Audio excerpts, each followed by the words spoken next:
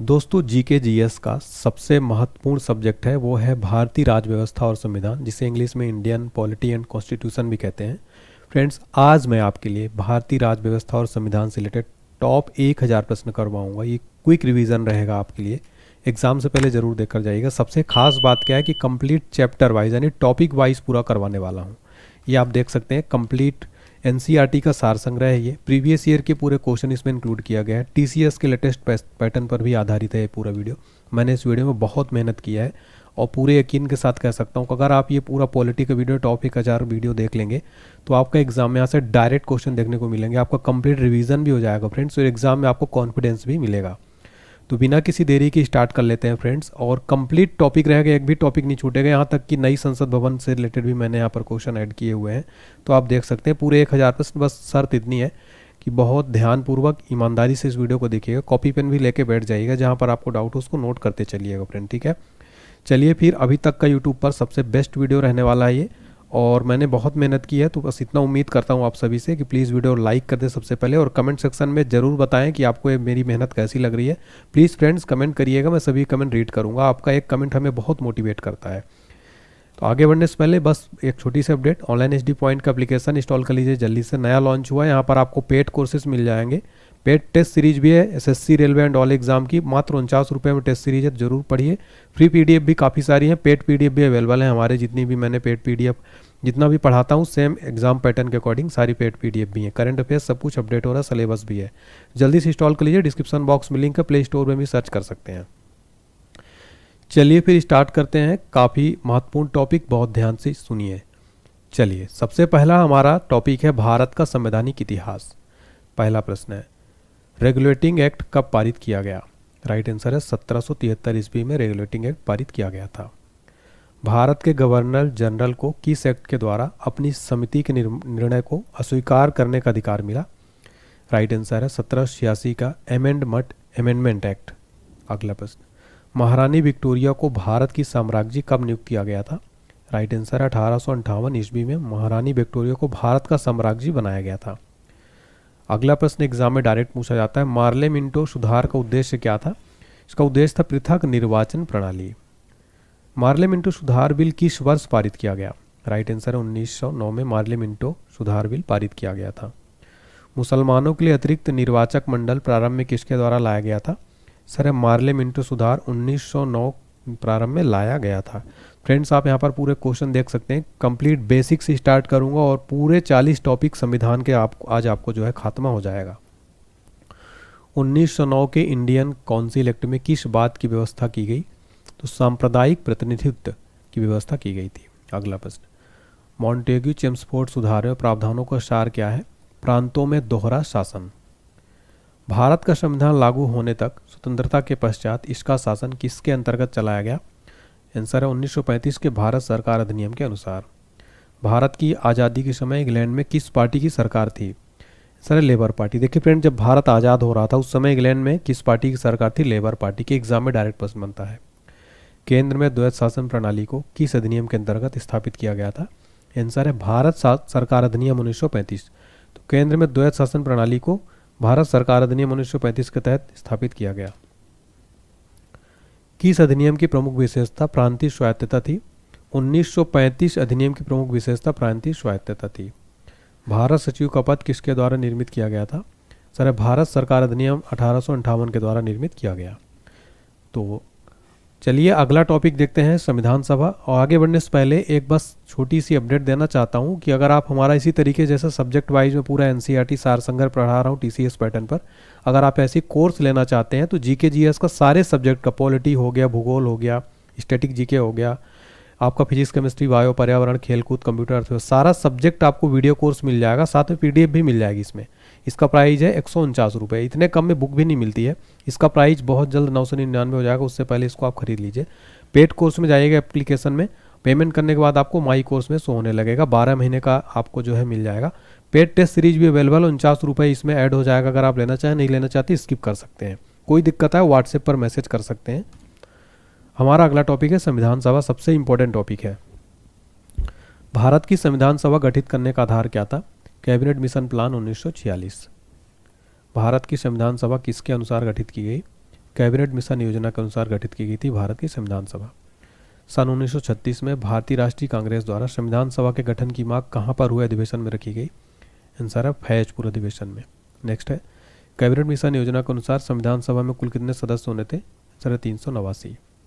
Cabinet mission योजना के अंतर्गत संविधान निर्मात्री परिषद में प्रत्येक प्रांत की आवंटित सदस्य संख्या निर्धारित करने के लिए प्रतिनिधि कितनी जनसंख्या के अनुपात में था? सर है 10 लाख प्रति व्यक्ति। तो ये याद रखिएगा, ठीक है। अगला प्रश्न है, संविधान सभा के सदस्यों को किसके प्रत्यक्ष रूप से निर्वाचित किया गया? प्रांतों की विधानसभा के। संविधान सभा में किस प्रांत का प्रतिनिधित्व सबसे अधिक था? आंसर है संयुक्त प्रांत का प्रतिनिधित्व सबसे अधिक था। संविधान सभा में किस देशी रियासत के प्रतिनिधित्व ने भाग नहीं लिया था? तो हैदराबाद रियासत का जो प्रतिनिधि है इसने भाग नहीं लिया। एग्जाम में यहाँ से डायरेक्ट क्वेश्चन बनता है फ्रेंड, सेम टू सेम। अगला है, BR अम्बेडकर का संविधान सभा में निर्वाचन कहाँ से हुआ था? आंसर है पश्चिम बंगाल से। अभी एक एग्जाम में डायरेक्ट क्वेश्चन पूछा गया था, SSC का ही एग्जाम था, उसमें पूछा गया था ये। भारतीय संविधान को किसने बनाया? सर है संविधान सभा ने। संविधान सभा के लिए चुनाव कब संपन्न हुए? आंसर है 1946 में संपन्न हुए थे। भारतीय संविधान सभा की स्थापना कब हुई थी? आंसर है 9 दिसंबर 1946 को संविधान सभा की स्थापना हुई थी। संविधान सभा का प्रथम अधिवेशन कहाँ हुआ था? आंसर है दिल्ली में। अगला प्रश्न, संविधान सभा के उद्घाटन अधिवेशन को अध्यक्षता किसने की थी? सच्चिदानंद सिन्हा ने। संविधान सभा का पहला सत्र कब हुआ था? 9 दिसंबर 1946 को। संविधान सभा के अस्थायी अध्यक्ष कौन थे? सच्चिदानंद सिन्हा। संविधान सभा के अस्थायी अध्यक्ष कौन थे? डॉक्टर राजेंद्र प्रसाद। 11 दिसंबर 1986 को किस संविधान सभा का अस्थायी अध्यक्ष चुना गया था? डॉक्टर राजेंद्र प्रसाद को संविधान सभा का अस्थायी अध्यक्ष चुना गया था। ये क्वेश्चन आप स्टार मार्क 5 स्टार मार्क लेना, डायरेक्ट क्वेश्चन एग्जाम में कई बार रिपीट हुआ है। संविधान सभा का संवैधानिक सलाहकार किसे नियुक्त किया गया था? आंसर है BN राव को। संविधान को प्रारूप समिति का नियुक्ति कब की गई? 20 अगस्त 1947 को, यानी मसविदा समिति नियुक्ति कब की थी? 20 अगस्त 1947 को। भारतीय संविधान के जनक कौन है? डॉक्टर भीमराव अंबेडकर, बाबा साहब भारतीय संविधान के निर्माता और जनक माने जाते हैं। अगला प्रश्न, भारतीय संविधान सभा यानी प्रारूप समिति के अध्यक्ष कौन थे? डॉक्टर भीमराव अंबेडकर प्रारूप समिति के अध्यक्ष थे। फ्रेंड्स, ये क्वेश्चन आप देख सकते हैं, मैंने ऐसे क्वेश्चन लिए जो प्रीवियस ईयर में बहुत बार रिपीट हुए और आगे आने वाले एग्जाम्स में 100% इन प्रश्नों की बनने की पॉसिबिलिटी है। तो कंप्लीट मैं आपको जो है देखिए पूरा टॉपिक वाइज कराने वाला हूँ। यूट्यूब पर ऐसा वीडियो आपको कहीं नहीं मिलेगा जो आप कंप्लीट चैप्टर वाइज हो पूरा आपका ये सब्जेक्ट, ठीक है। तो इसको आप बहुत ध्यानपूर्वक देखिएगा, भले थोड़ा टाइम आप बाद में अपने सुविधानुसार इसको थोड़ा थोड़ा करके देखिए, लेकिन ज़रूर पूरा देखिएगा। संविधान की प्रारूप समिति के समक्ष प्रस्तावना का प्रस्ताव किसने रखा? सर जवाहरलाल नेहरू ने। भारतीय संविधान सभा को संघीय शक्ति समिति के अध्यक्ष कौन थे? आंसर है पंडित जवाहरलाल नेहरू भारतीय संविधान सभा के संघीय शक्ति समिति के अध्यक्ष थे। भारतीय संविधान को अपनाया गया किसके द्वारा? संविधान सभा द्वारा। भारत को एक संविधान देने का प्रस्ताव संविधान सभा द्वारा पारित किया गया था। तो 22 जनवरी 1947 को संविधान देने का प्रस्ताव संविधान सभा द्वारा पारित किया गया। अगला प्रश्न, संविधान निर्मात्री सभा में झंडा समिति के अध्यक्ष कौन थे? आंसर है JV कृपलानी जो है झंडा समिति के अध्यक्ष थे। राष्ट्रीय झंडे की अभिकल्पना को भारत की संविधान सभा में ग्रहण कब किया गया? आंसर है जुलाई 1947 में संविधान सभा में जो है राष्ट्रीय झंडे की अभिकल्पना को ग्रहण किया गया। भारतीय संविधान सभा ने भारतीय राष्ट्रीय ध्वज की रूपरेखा को अंगीकार कब किया? सर 22 जुलाई 1947 को। संविधान सभा ने संविधान को अंतिम रूप से किस दिन पारित किया? आंसर है 26 नवंबर 1949 को। भारत के संविधान का प्रारूप तैयार करने वाली संविधान सभा के सदस्यों को कैसे चुना गया था? विभिन्न प्रांतों की विधानसभा द्वारा चुना गया था। अगला है, संविधान सभा द्वारा अंतिम रूप से पारित संविधान में कुल कितने अनुच्छेद और अनुसूचियाँ थी? तो 395 अनुच्छेद और 8 अनुसूचियाँ थी। तो देखिए अंतिम रूप से जब पारित किया गया कुल उस समय 395 अनुच्छेद 8 अनुसूचियाँ थी। ये क्वेश्चन एग्जाम में कई बार रिपीट हुआ है। भारत के लिए संविधान सभा को रचना हेतु संविधान सभा का विचार किसने प्रस्तुत किया? स्वराज पार्टी ने 1942 में। हमारा अगला टॉपिक है संविधान की प्रस्तावना। तो यहाँ से भी प्रश्न बनते हैं। चलिए, तो फ्रेंड्स अगर आपको वीडियो अच्छा लग रहा है तो कमेंट सेक्शन में ज़रूर बताएं कि आपको ये क्लास कैसी लग रही है। प्लीज़ सभी का कमेंट रीड करता हूँ। आप लोग कहाँ से वीडियो देख रहे हैं, किस राज्य से, ज़रूर बताएं, किस जिले से, किस एग्ज़ाम की तैयारी करते हैं। पहला क्वेश्चन है, भारतीय संविधान के किस भाग को उसकी आत्मा की संज्ञा प्रदान की गई है? प्रस्तावना को क्या कहा जाता है? आत्मा। संविधान निर्माताओं ने किस पर विशेष ध्यान दिया? आंसर है प्रस्तावना पर। भारत के संविधान की प्रस्तावना किन शब्दों से शुरू होती है? हम भारत के लोग से। भारत किस प्रकार का राष्ट्र है? धर्मनिरपेक्ष राष्ट्र। धर्मनिरपेक्ष का अर्थ क्या है? यानी सभी धर्मों के महत्व स्वीकार करना। भारत एक धर्मनिरपेक्ष राज्य, इसका मतलब है कि भारतीय राज्य किसी निश्चित धर्म का समर्थन नहीं करता है, सभी धर्मों का सम्मान करता है। अगला प्रश्न, गणतंत्र राष्ट्र होता है राज्य जहां अध्यक्ष वंशानुगत रूप में ना हो। अगला प्रश्न, भारतीय संविधान की प्रस्तावना में भारत को किस रूप में घोषित किया गया है? सर, एक प्रभुत्व संपन्न समाजवादी धर्मनिरपेक्ष प्रजातांत्रिक गणराज्य के रूप में भारतीय संविधान को प्रस्तावना में घोषित किया गया है। भारत एक गणतंत्र, इसका क्या अर्थ है? भारत में वंशानुगत शासन नहीं है, इसका अर्थ है। तो गणतंत्र का मतलब क्या होता है? भारत में वंशानुगत शासक नहीं है। कौन सा शब्द भारत के संविधान के उद्देश्य में नहीं है? सर, लोक कल्याण। नेक्स्ट है, कल्याणकारी राज्य का उद्देश्य क्या है? कमजोर वर्गों के कल्याण का प्रबंध करना। भारत को एक गणराज्य मुख्य रूप में माना जाता है क्योंकि राज्याध्यक्ष का चुनाव होता है। भारतीय संविधान में समवर्ती सूची किसके संविधान से ली गई है? आंसर है ऑस्ट्रेलिया के संविधान से। मैं सबसे पहले आपको एक बार पूरी लिस्ट दिखा देना चाहता हूं फ्रेंड्स कि देखिए पूरी लिस्ट में कंप्लीट आपको संविधान सभा, संविधान के स्रोत, अनुसूचियां, राष्ट्रपति, उपराष्ट्रपति, राज्यसभा, लोकसभा, ये सब कुछ कवर किया जाएगा। ठीक है, चलिए फिर हमारा अगला प्रश्न है, अब तक भारत के संविधान की उद्देशिका में कितनी बार संशोधन किया जा चुका है? एक बार। भारतीय संविधान की उद्देशिका में परिवर्तन किस संशोधन अधिनियम में किए गए थे? आंसर है 42वें संविधान संशोधन अधिनियम 1976 में। प्रस्तावना को यह प्रावधान जो सभी वयस्क नागरिकों को मतदान का अधिकार प्रदान करता है क्या कहलाता है? प्रजातंत्र। भारतीय संविधान के किस संशोधन द्वारा प्रस्तावना में दो शब्द समाजवादी और धर्मनिरपेक्ष जोड़े गए थे? आंसर है 42वें। देखिए 42वें संविधान संशोधन द्वारा प्रस्तावना में समाजवादी और धर्मनिरपेक्ष जोड़े गए थे। अगला प्रश्न, किस वर्ष भारत एक प्रभुत्व संपन्न प्रजातांत्रिक गणराज्य बना? आंसर है 1950 में भारत एक प्रभुत्व संपन्न प्रजातांत्रिक गणराज्य बना। भारतीय संविधान के किस भाग में भारत में स्पष्ट रूप से घोषणा की गई है कि भारत एक धर्मनिरपेक्ष राज्य है? संविधान की प्रस्तावना में। भारतीय संविधान की प्रस्तावना के अनुसार भारत के शासन की सर्वोच्च सत्ता किसमें निहित है? आंसर है जनता में।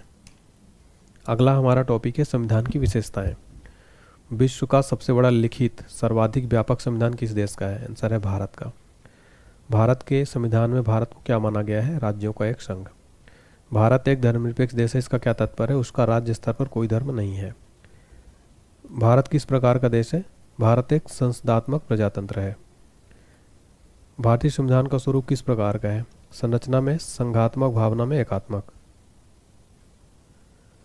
भारतीय संविधान पर सबसे अधिक प्रभाव किसका पड़ा है? सिर्फ भारत सरकार अधिनियम 1935 का प्रभाव सबसे अधिक पड़ा है।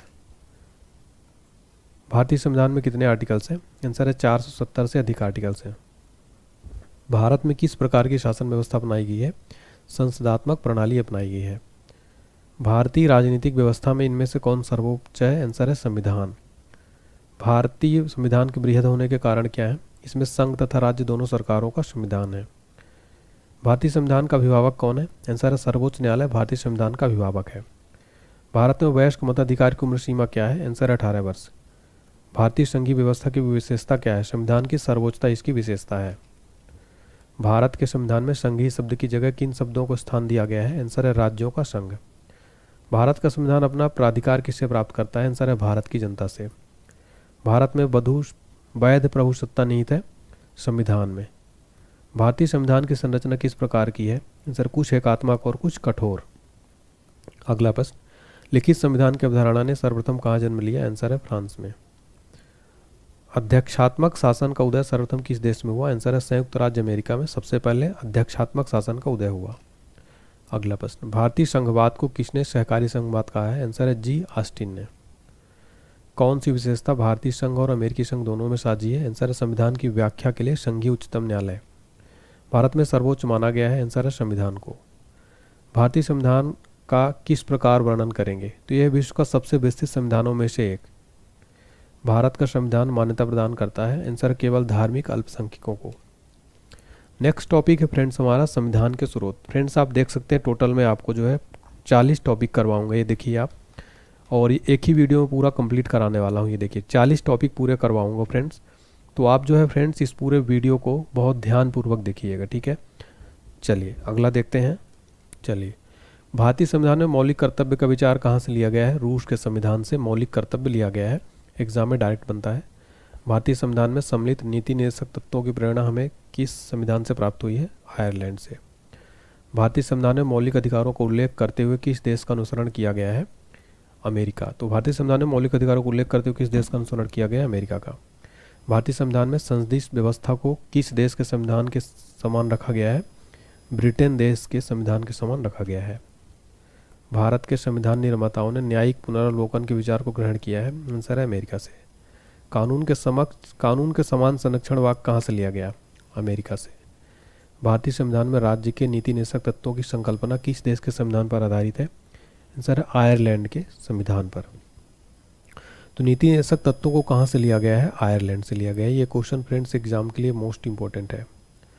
अगला प्रश्न, राज्यसभा में गठन में प्रतिभा, अनुभव एवं सेवा को प्रतिनिधित्व देने में भारतीय संविधान निर्माता किस देश से प्रभावित हुए? आयरिश गणतंत्र। भारतीय संविधान में समवर्ती सूची किसके संविधान से ली गई है? Answer Australia.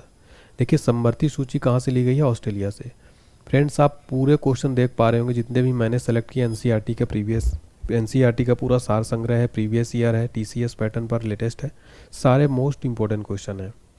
अगला है, संविधान के संरक्षण के रूप में सर्वोच्च न्यायालय का अधिकार विश्व के किस संविधान से लिया गया है? सर अमेरिका के संविधान से।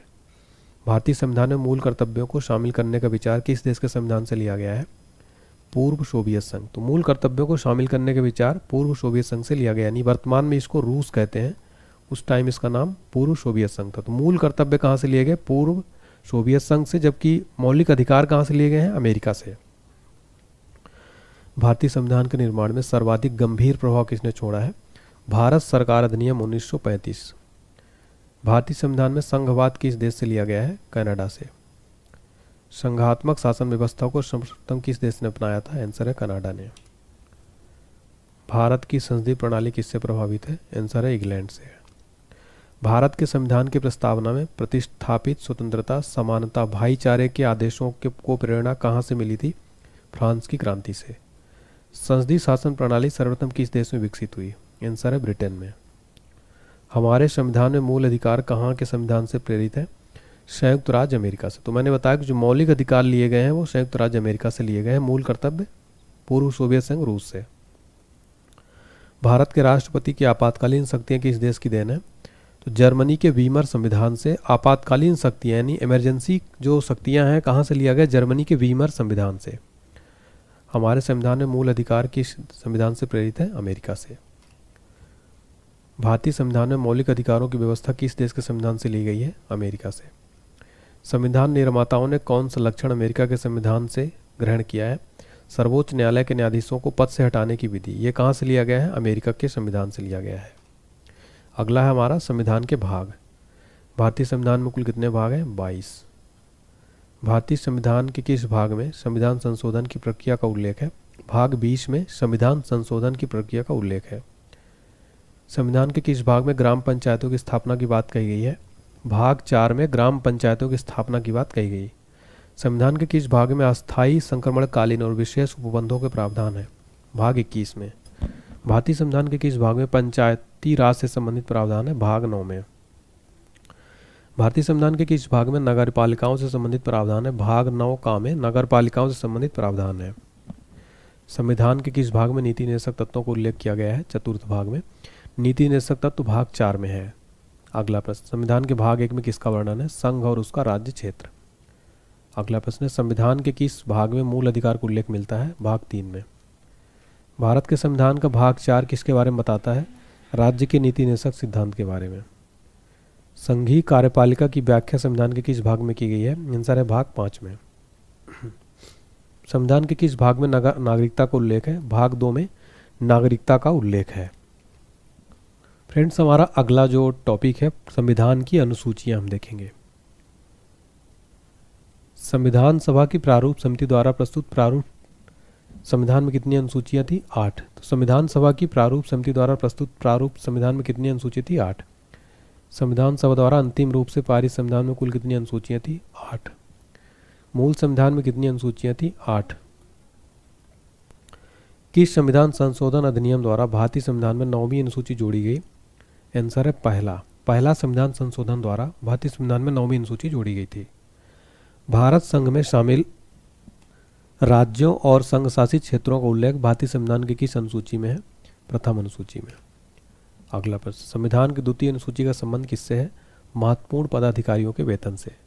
संविधान की किस अनुसूची में प्रत्येक राज्यों तथा संघ राज्य क्षेत्रों के लिए राज्यसभा में स्थानों के आवंटन की सूची है? चतुर्थ अनुसूची में। भारतीय संविधान में 22 भाषाओं को राजभाषा का दर्जा प्रदान किया गया है। इन राजभाषाओं का उल्लेख किस अनुसूची में है? 8वीं अनुसूची में। भारतीय संविधान की 8वीं अनुसूची का संबंध किससे है? भाषाओं के साथ। दल बदल के आधार पर निर्वाचित सदस्यों की अयोग्यता संबंधी विवरण भारतीय संविधान की किस अनुसूची में दिया गया था? 10वीं अनुसूची में। भारतीय संविधान में कितनी अनुसूचियां हैं? 12 अनुसूचियां हैं। संविधान की 6ठी अनुसूची इनमें से किस राज्य में लागू नहीं होती? त्रिपुरा में। संविधान की 12वीं अनुसूची में क्या है? नगरपालिकाओं का अधिकार संबंधी प्रावधान है। भारतीय संविधान की अनुसूचियों में कौन सी एक राज्य के नामों की सूची तथा उसके राज्य क्षेत्रों का ब्यौरा देती है? पहली अनुसूची में क्या है? राज्य के नामों की सूची और उनके राज्य क्षेत्रों का ब्यौरा देती है। भारतीय संविधान में 9वीं अनुसूची परिवर्धित हुई प्रथम संशोधन द्वारा। यदि भारत संघ को एक नए राज्य का सृजन करना हो तो संविधान अनुसूचियों में किस एक को अवश्य संशोधन किया जाना चाहिए? पहली अनुसूची को जो है संशोधन किया जाना चाहिए। अगला प्रश्न, भारत के संविधान की किस अनुसूची में विभिन्न राज्यों में अनुसूचित क्षेत्रों और प्रशासक नियंत्रण के लिए विशेष उपबंध है? पांचवी अनुसूची में जो है इसमें अनुसूचित क्षेत्रों के प्रशासन और नियंत्रण का विशेष उपबंध है। कौन नई जोड़ी गई अनुसूची नहीं है? 8वीं अनुसूची। संविधान की अनुसूचियों में कौन सी दल बदल विरोधी कानून से संबंधित है? 10वां जो अनुसूची है दल बदल विरोधी कानून से संबंधित है। और फ्रेंड्स ये जो क्वेश्चन है ना एग्जाम में बहुत बार रिपीट हुआ है, दल बदल से संबंधित अनुसूची 10वीं है। अगला हमारा वेरी इंपॉर्टेंट टॉपिक है संविधान के अनुच्छेद। संविधान द्वारा अंतिम रूप से पारित संविधान में कुल कितने अनुच्छेद तथा अनुसूचियाँ थे? 395 अनुच्छेद, 8 अनुसूचियाँ। वर्तमान समय में भारतीय संविधान में गणना की दृष्टि से कुल कितने अनुच्छेद और अनुसूचियाँ? 470 अनुच्छेद और 12 अनुसूचियाँ। संविधान के अनुच्छेद 1 में भारत को क्या कहा गया है? राज्यों का संघ। भारतीय संविधान का कौन सा अनुच्छेद राष्ट्रपति के पद के लिए पुनः निर्वाचन की योग्यता निर्धारित करता है? अनुच्छेद 57 जो है पुनः निर्वाचन की योग्यता निर्धारित करता है। भारतीय संविधान की किस अनुच्छेद में प्रेस की स्वतंत्रता दी गई है? अनुच्छेद 19(1) में प्रेस की स्वतंत्रता दी गई है। मौलिक अधिकार के अंतर्गत कौन सा अनुच्छेद बच्चों को शोषण से संबंधित है? अनुच्छेद 24। अनुच्छेद 24 क्या है? ये बच्चों के शोषण से संबंधित है। भारतीय संविधान के किस अनुच्छेद में मौलिक कर्तव्यों की चर्चा की गई है? अनुच्छेद 51 है। देखिए मौलिक कर्तव्यों की चर्चा की गई है आर्टिकल 51A में। नेक्स्ट है, भारतीय संविधान के अंतर्गत कल्याणकारी राज्य की अवधारणा किस अनुच्छेद में वर्णित है? आंसर है अनुच्छेद 39। अनुच्छेद 39 में क्या है फ्रेंड्स? कल्याणकारी राज्य की अवधारणा। भारत के संविधान के किस अनुच्छेद के अंतर्गत भारत के राष्ट्रपति पर महाभियोग चलाया जा सकता है? अनुच्छेद 61 के अंतर्गत। संविधान के किस अनुच्छेद में उपराष्ट्रपति पद का प्रावधान किया गया है? अनुच्छेद 63 में। कौन सा अनुच्छेद संसद के 2 अधिवेशनों के बीच 6 माह के अंतराल की अनिवार्यता को उल्लेख करता है? सर अनुच्छेद 85। अनुच्छेद 85 क्या है? संसद के 2 अधिवेशनों के बीच 6 माह के अंतराल की अनिवार्यता। संविधान के किस अनुच्छेद के अंतर्गत राष्ट्रपति अध्यादेश जारी करता है? सर अनुच्छेद 123। अनुच्छेद 123 के अंतर्गत राष्ट्रपति अध्यादेश जारी करता है। संविधान के किस अनुच्छेद में सर्वोच्च न्यायालय के न्यायाधीश पर महाभियोग चलाए जाने का प्रावधान है? अनुच्छेद 124 में। देखिए फ्रेंड्स अनुच्छेद 124 में जो सुप्रीम कोर्ट के न्यायाधीश उन पर महाभियोग चलाए जाने का प्रावधान है आर्टिकल 124 में। भारतीय संविधान का कौन सा अनुच्छेद संसद को अंतर्राष्ट्रीय समझौतों को लागू करने के लिए विधि निर्माण करने की शक्ति प्रदान करता है? अनुच्छेद 253। देखिए फ्रेंड्स अनुच्छेद 253 क्या है? अंतर्राष्ट्रीय समझौतों को लागू करने के लिए विधि निर्माण करने की शक्ति प्रदान करता है। भारतीय संविधान के किस अनुच्छेद के अंतर्गत वित्त आयोग का गठन का प्रावधान है? आंसर अनुच्छेद 280। अनुच्छेद 280 में वित्त आयोग के गठन का प्रावधान है। संविधान का अनुच्छेद 312 किससे संबंधित है? अखिल भारतीय सेवाओं से। भारतीय संविधान के किस अनुच्छेद में अनुसूचित जनजातियों के लिए एक राष्ट्रीय आयोग का प्रावधान है? राइट आंसर अनुच्छेद 338 में। अनुच्छेद 338 में अनुसूचित जनजातियों, जिसको हम इंग्लिश में एसटी कहते हैं, यानी शेड्यूल्ड ट्राइब, शेड्यूल्ड ट्राइब के लिए राष्ट्रीय आयोग का प्रावधान है आर्टिकल 338A में। संविधान के किस अनुच्छेद के अंतर्गत हिंदी को राजभाषा का दर्जा प्रदान किया गया है? अनुच्छेद 343(1) के अंतर्गत हिंदी को राजभाषा का दर्जा प्रदान किया गया है। संविधान के किस अनुच्छेद के अंतर्गत राष्ट्रपति राष्ट्रीय आपातकाल की घोषणा करता है? सर अनुच्छेद 352 में राष्ट्रपति राष्ट्रीय आपातकाल की घोषणा किस आर्टिकल के अंतर्गत करता है? 352। संविधान के किस अनुच्छेद के तहत राज्यों में संवैधानिक तंत्र के विफल होने पर राष्ट्रपति शासन लागू किया जा सकता है? अनुच्छेद 356। तो देखिए किस अनुच्छेद के अंतर्गत होता है? तो संवैधानिक तंत्र विफल होने पर राष्ट्रपति शासन अनुच्छेद 356 के अंतर्गत लागू कर सकते हैं। संविधान के किस अनुच्छेद के संविधान किस अनुच्छेद के अंतर्गत राष्ट्रपति वित्तीय आपातकाल की घोषणा करता है? तो आर्टिकल 360 में क्या है? वित्तीय आपातकाल की घोषणा राष्ट्रपति की इस आर्टिकल के अंतर्गत करता है, आर्टिकल 360। आपको कमेंट सेक्शन में बताना है, एक क्वेश्चन है आपके लिए, भारत में अब तक राष्ट्रीय वित्तीय आपातकाल कितनी बार लग चुका है? तो सभी बच्चे कमेंट सेक्शन में बताइए, आपके लिए क्वेश्चन है ये, ठीक है? तो कमेंट करिए, भारत में वित्तीय आपातकाल कितनी बार लग चुका है।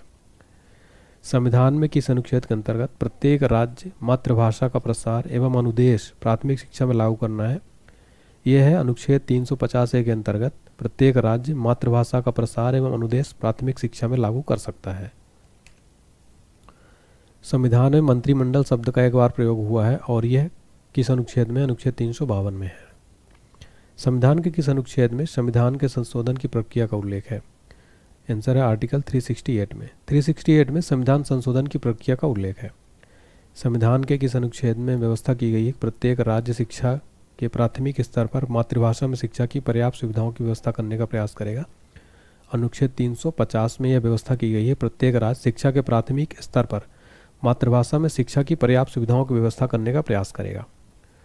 भारतीय संविधान के किस अनुच्छेद में विभिन्न राज्यों से संबंधित विशिष्ट प्रावधान का उल्लेख है? अनुच्छेद 371 में। संसद को संविधान का अधिकार दिया गया है? अनुच्छेद 368 में। भारतीय संविधान के अनुच्छेद 17 में उपबंध किया गया है अस्पृश्यता का उन्मूलन, किस आर्टिकल में? आर्टिकल 17 में। भारतीय संविधान के किस अनुच्छेद में राज्य सरकार को ग्राम पंचायतों के संगठन का निर्देश देता है? अनुच्छेद 40। अनुच्छेद 40 क्या करता है? राज्य सरकार को ग्राम पंचायतों के संगठन का निर्देश देता है। भारतीय संविधान के किस अनुच्छेद में अनुसूचित जनजातियों के लिए राष्ट्रीय आयोग का प्रावधान है? आर्टिकल 338A में अनुसूचित जनजातियों के लिए राष्ट्रीय आयोग का प्रावधान है। संविधान के किस अनुच्छेद के अंतर्गत लोक सेवा आयोग के सदस्य को हटाया जा सकता है? 317। 317 के अंतर्गत लोक सेवा आयोग के सदस्य को हटाया जा सकता है, ठीक है।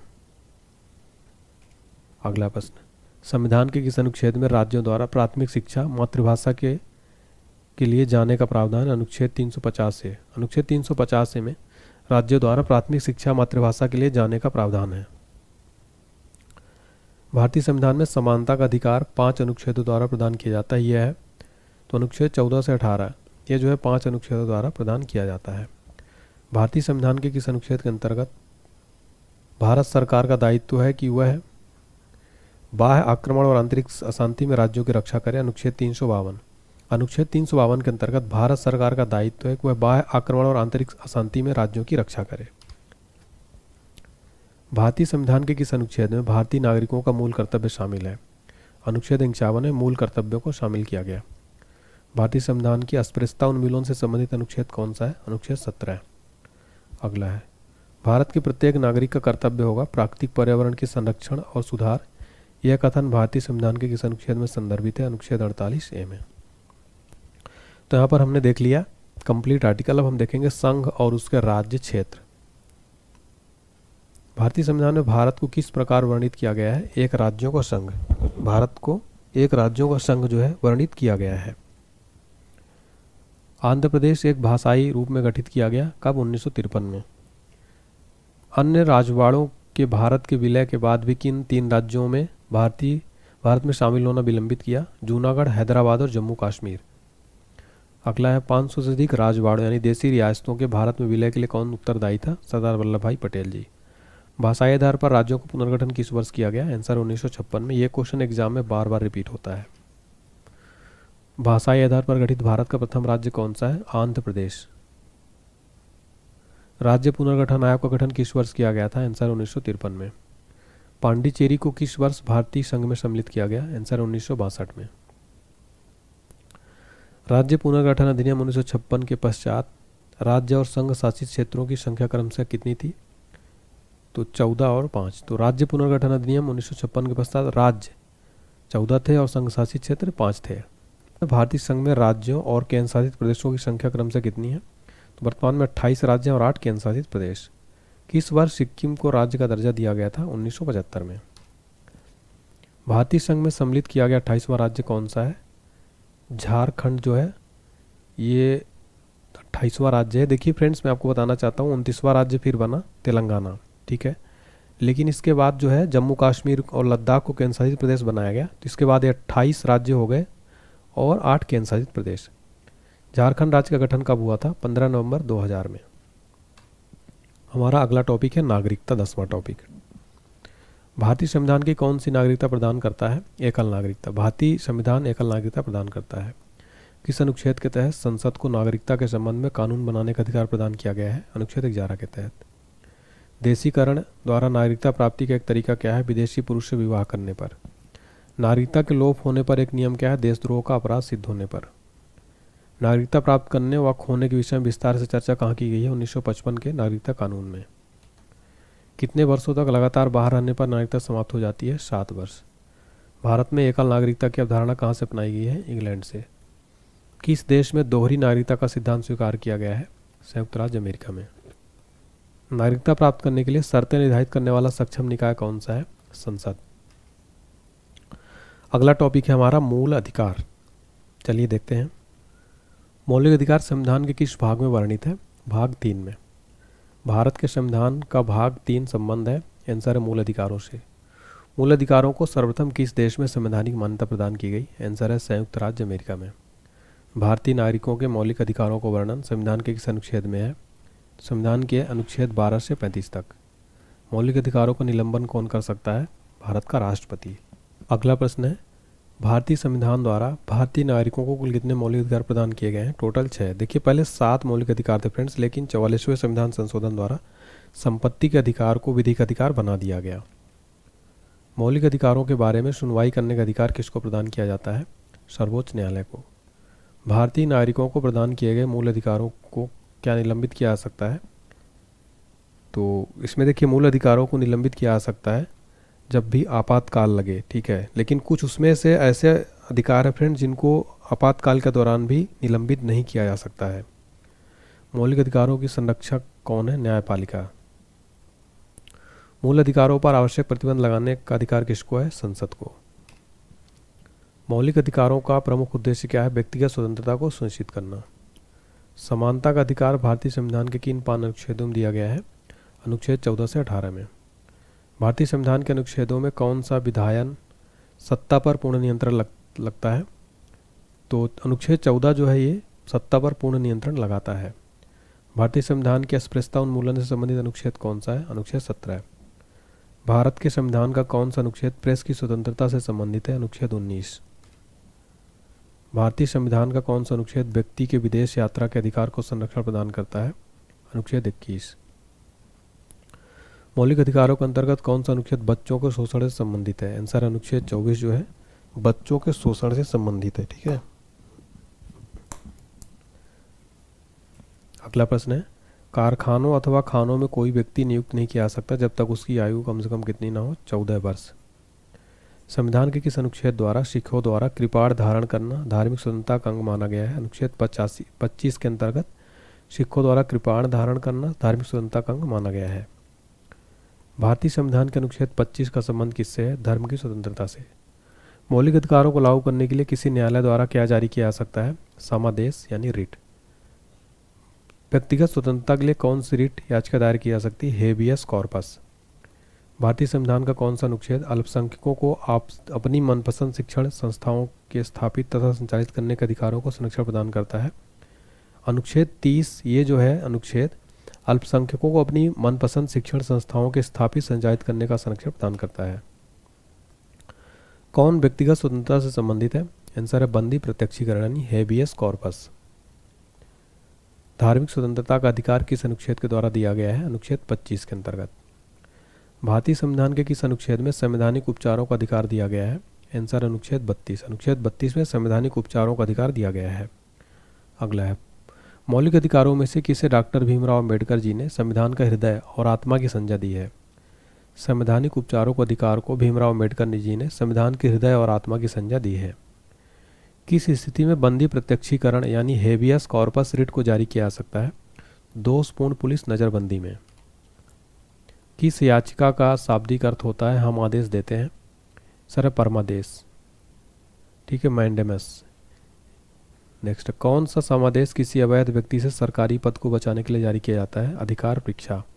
संपत्ति का अधिकार एक क्या है? कानूनी अधिकार हो गया है। भारत के संविधान के अनुसार जो संवैधानिक अधिकार है किंतु मूलभूत अधिकार नहीं है, वो है संपत्ति का अधिकार। कौन मूल अधिकार नहीं है? संपत्ति का अधिकार। किस वाद ने संसद को मौलिक अधिकारों में संशोधन का अधिकार दिया है? केशवानंद भारतीवाद। 6 वर्ष की आयु से 14 वर्ष की आयु के बीच सभी बच्चों शिशुओं को शिक्षा का अधिकार है, मूल अधिकार है। भारतीय संविधान का कौन सा अनुच्छेद अस्पृश्यता का उन्मूलन करता है? किसी भी रूप में इसके व्यवहार का निषेध करता है? अनुच्छेद 17। मौलिक अधिकारों को लागू करने के लिए रिट कहाँ जारी की जाती है? उच्चतम न्यायालय द्वारा। अगला है, संविधान के अनुच्छेद 17 और 18 में किसकी व्यवस्था है? सामाजिक समता की। भारत में उच्चतम न्यायालय ने किस मामले में माना था कि मौलिक अधिकारों में संशोधन नहीं किया जा सकता? गोलकनाथ का मामला। मौलिक अधिकारों में संशोधन करने में कौन सक्षम है? संसद। भारतीय नागरिकों के मौलिक अधिकारों के युक्तियुक्त प्रतिबंधों को आरोपित करने की शक्ति किसके पास है? आंसर है संसद के पास। किसी कैदी को न्यायालय के समक्ष प्रस्तुत करवाने के लिए किस रिट की आवश्यकता होती है? आंसर है बंदी प्रत्यक्षीकरण रिट की। हमारा अगला टॉपिक है राज्य के नीति निर्देशक तत्व। चलिए देखते हैं।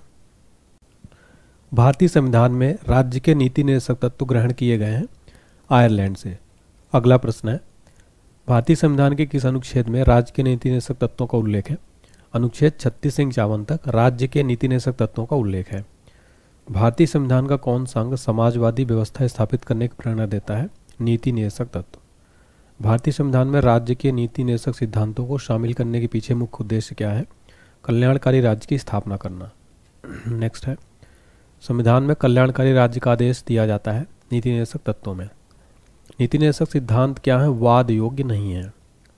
नेक्स्ट, नीति निर्देशक तत्वों को कार्यान्वित करने के लिए क्या मूल अधिकारों का हनन हो सकता है? आंसर है कुछ का हनन हो सकता है।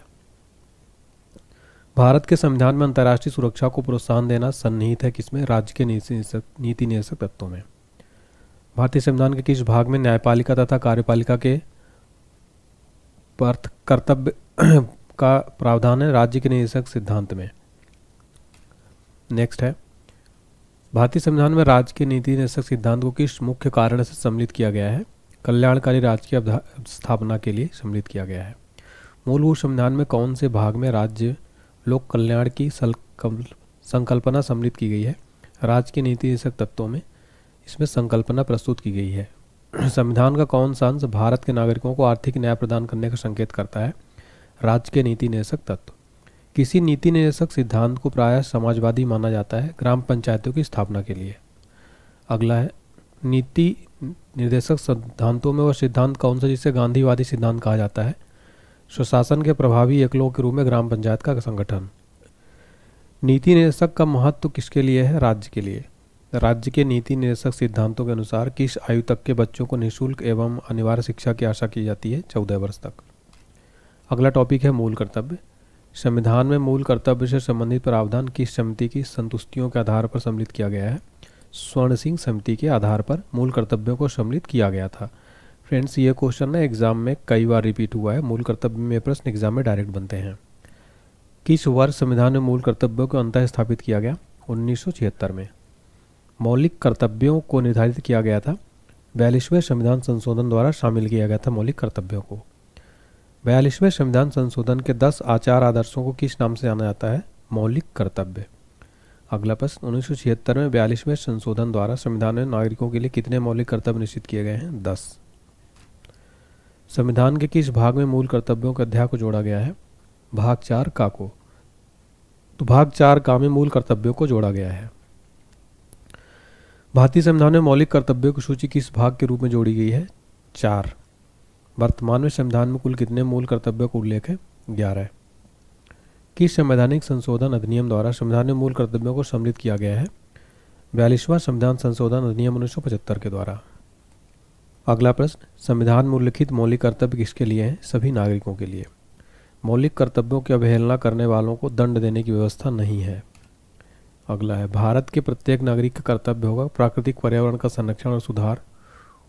तो उपयुक्त कथन संविधान के इस अनुच्छेद में संदर्भित है, अनुच्छेद 21 में संदर्भित है। प्रत्येक नागरिक कर्तव्य प्राकृतिक पर्यावरण संरक्षण का सुधार। संविधान में मौलिक कर्तव्य किस संशोधन द्वारा जोड़े गए? 42वें संशोधन द्वारा। भारतीय संविधान के किस अनुच्छेद में भारतीय नागरिकों के मूल कर्तव्य शामिल हैं? अनुच्छेद 51 में। चलिए आगे बढ़ते हैं और देखते हैं भारतीय संसद। आगे बढ़ने से पहले देखिए महापैक जो है पीडीएफ का, इसमें पीडीएफ नोट से प्रिंट फॉर्मेट में देख सकते हैं आप। करंट अफेयर्स, स्टैटिक जीके, सामान्य विज्ञान जीके, जिस ब्रह्मास्त्र, कंप्लीट मैथ्स, सामान्य विज्ञान, लूसेंट जीके, ये सारा आपको मिल जाएगा। मात्र 199 रुपये में आपको नोट्स मिल जाएगा। इसको खरीदने के लिए आप एप्लीकेशन डाउनलोड कर लीजिए हमारा ऑनलाइन एचडी पॉइंट का।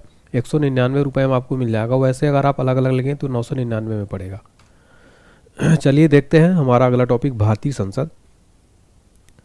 भारत की संघीय व्यवस्थापिका को किस नाम से जाना जाता है? संसद। भारतीय संसद के कितने सदन हैं? 2। संसद के किस सदन को प्रतिनिधि सभा कहा जाता है? लोकसभा को। संसद का लोकप्रिय सदन कौन सा है? लोकसभा। संसद का स्थायी सदन कौन सा है? राज्यसभा। भारतीय संसद बनती है लोकसभा, राज्यसभा और राष्ट्रपति के द्वारा। भारतीय संसद के कितने अंग हैं? 3 अंग हैं। कौन कौन से? लोकसभा, राज्यसभा और राष्ट्रपति। अगला है, कौन सा प्रावधान भारतीय संविधान के अंतर्गत संसद के सदस्यों के विशेषाधिकारों तथा उन्मुक्तियों को निर्धारित करता है? अनुच्छेद 105। भारतीय संविधान के किस अनुच्छेद में कहा गया है कि संघ के लिए एक संसद होगी जो राष्ट्रपति और 2 सदनों से मिलकर बनेगी? अनुच्छेद 79 में कहा गया है ये। संसद का निम्न सदन और उच्च सदन क्या है? तो निम्न सदन है लोकसभा और उच्च सदन है राज्यसभा। संसद को भंग करने के लिए कौन सक्षम है? राष्ट्रपति। संसद के 2 क्रमिक अधिवेशनों के बीच अधिकतम कितने समयांतराल की अनुमति है? 6 माह की। भारतीय संसद के दोनों सदनों की संयुक्त बैठक किस संबंध में होती है? साधारण विधेयक। साधारण विधेयक से संबंधित गतिरोध को दूर करने के लिए संसद के दोनों सदनों की संयुक्त बैठक कौन बुलाता है? आंसर है राष्ट्रपति।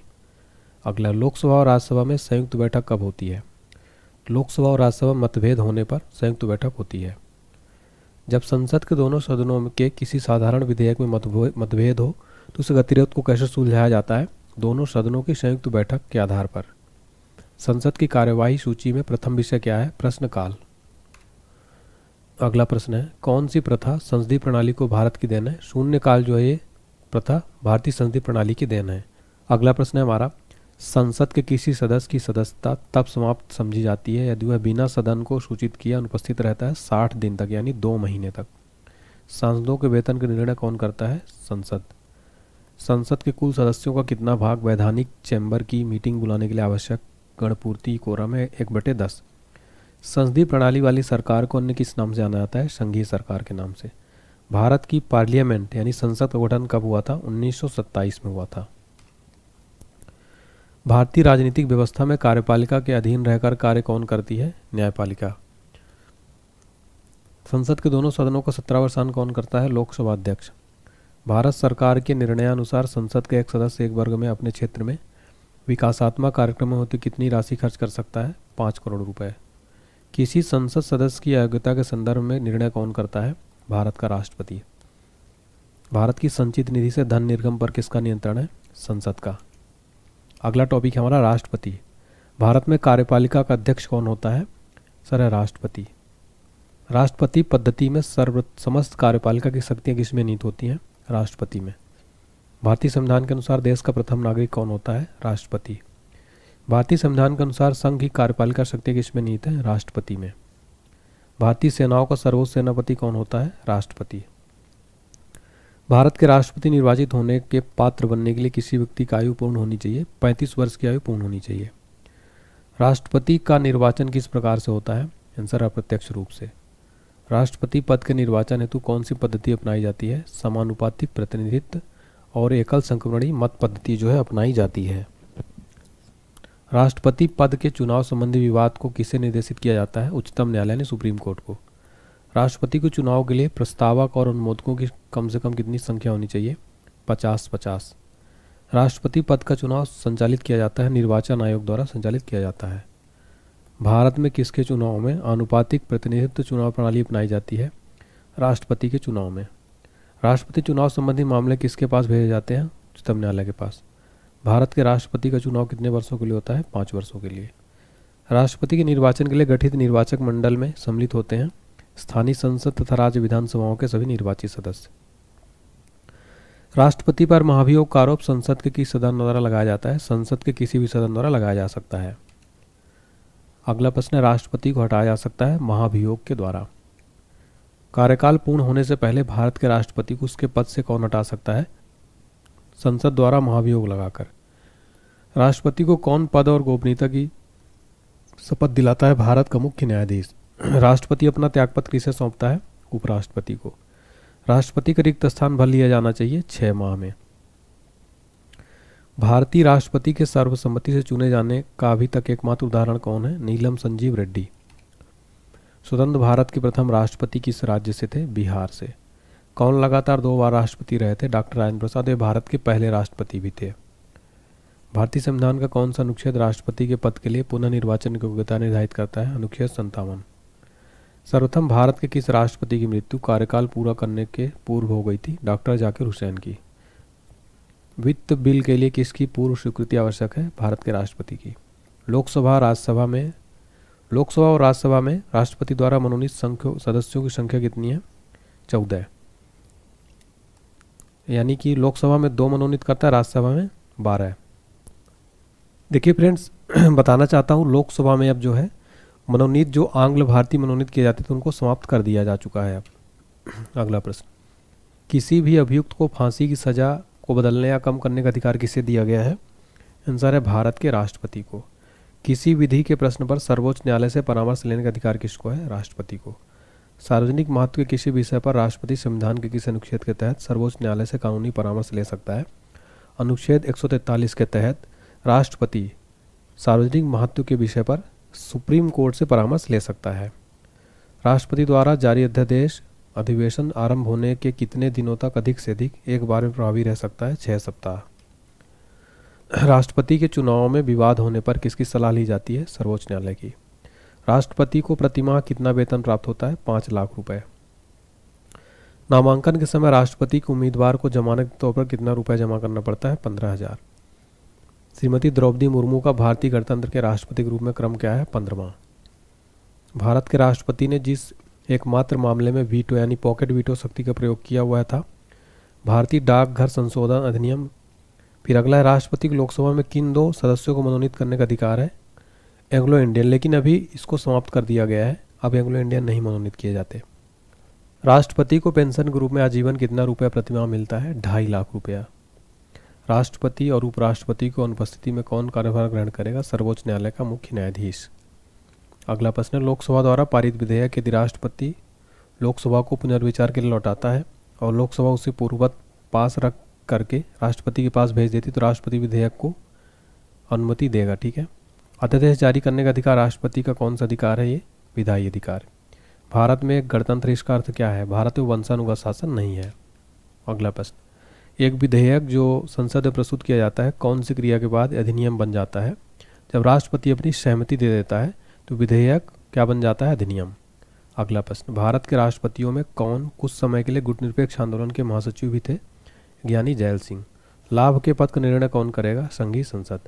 किसी भौगोलिक क्षेत्र को अनुसूचित क्षेत्र घोषित करने का संवैधानिक अधिकार किसको है? राष्ट्रपति को।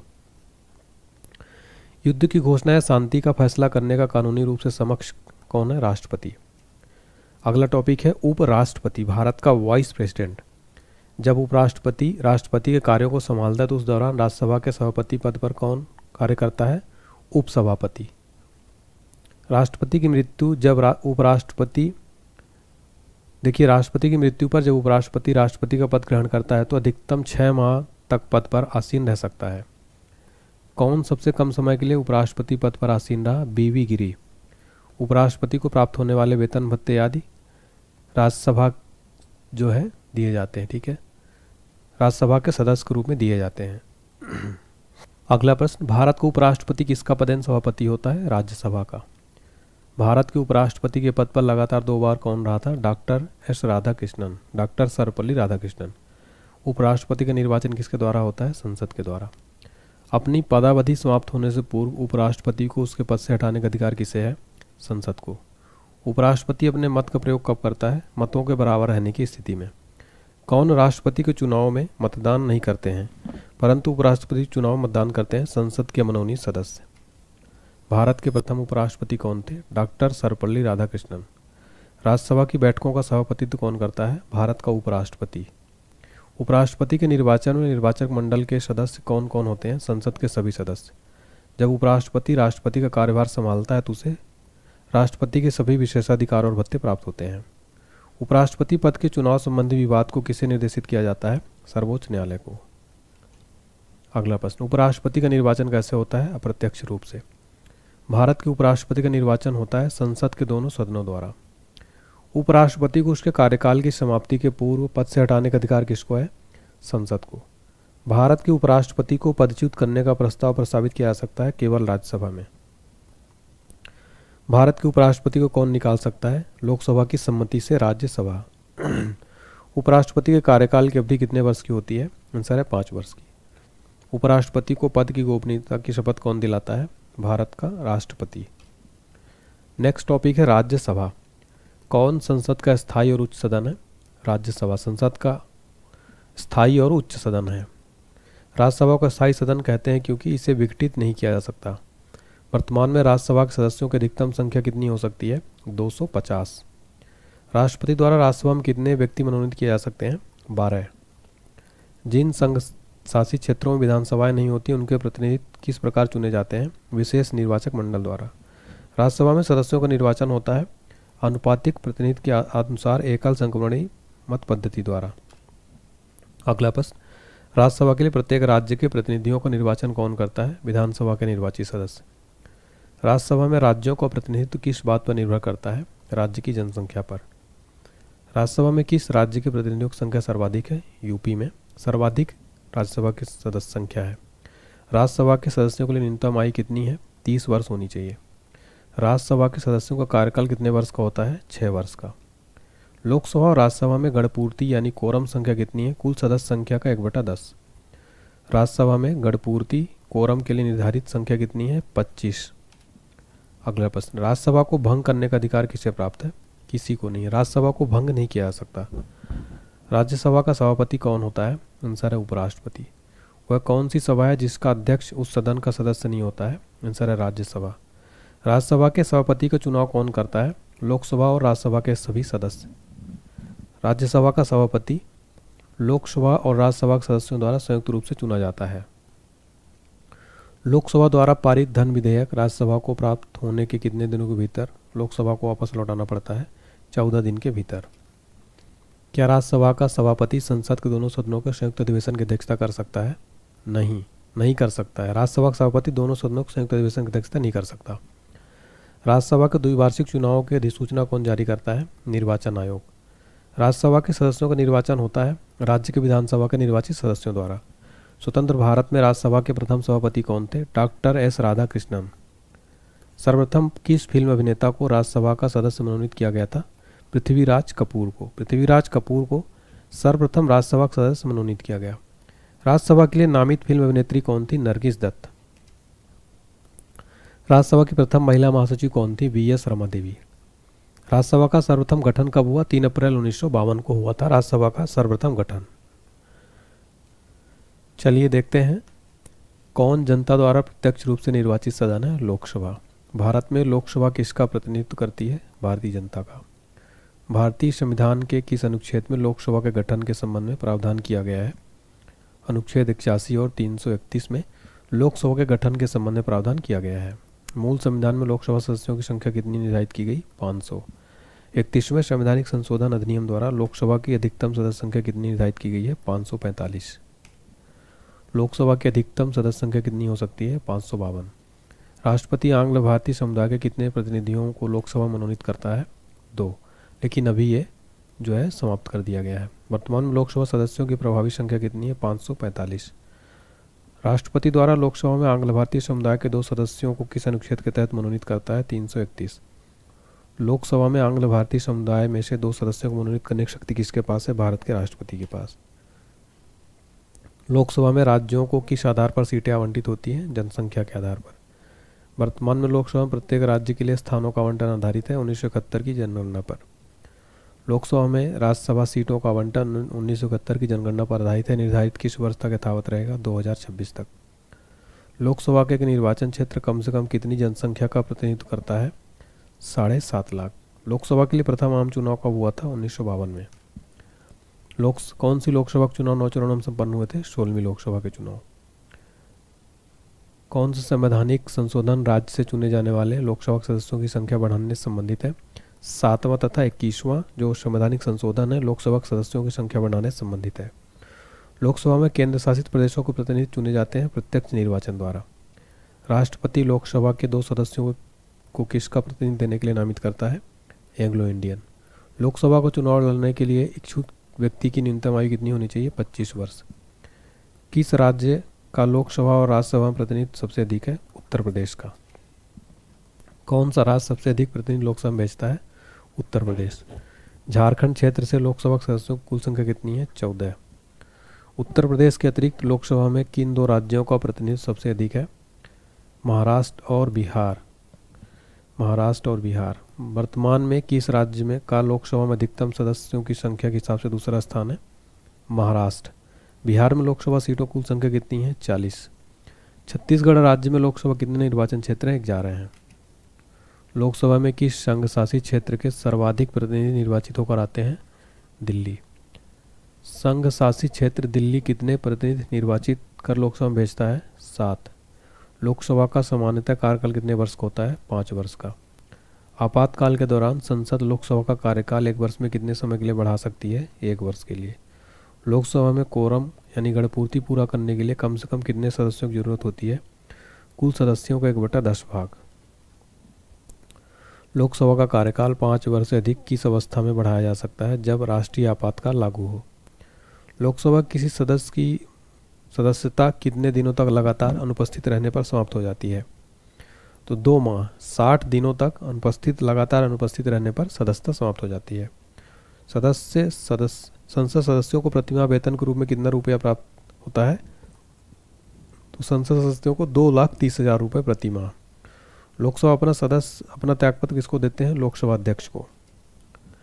किस वर्ष से भूतपूर्व सांसद सदस्यों के लिए पेंशन की व्यवस्था लागू की गई? 1976 से।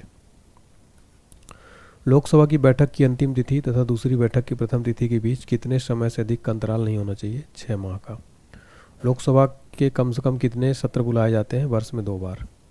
राष्ट्रपति लोकसभा को कार्यकाल पूरा करने के पूर्व भंग कर सकता है। प्रधानमंत्री की सलाह पर राष्ट्रपति लोकसभा को भंग कर सकता है। लोकसभा सदस्यों की नियोक्ता से संबंधित प्रश्नों पर निर्णय कौन करता है? लोकसभा अध्यक्ष। किसे लोकसभा का अभिरक्षक कहा जाता है? लोकसभा अध्यक्ष को।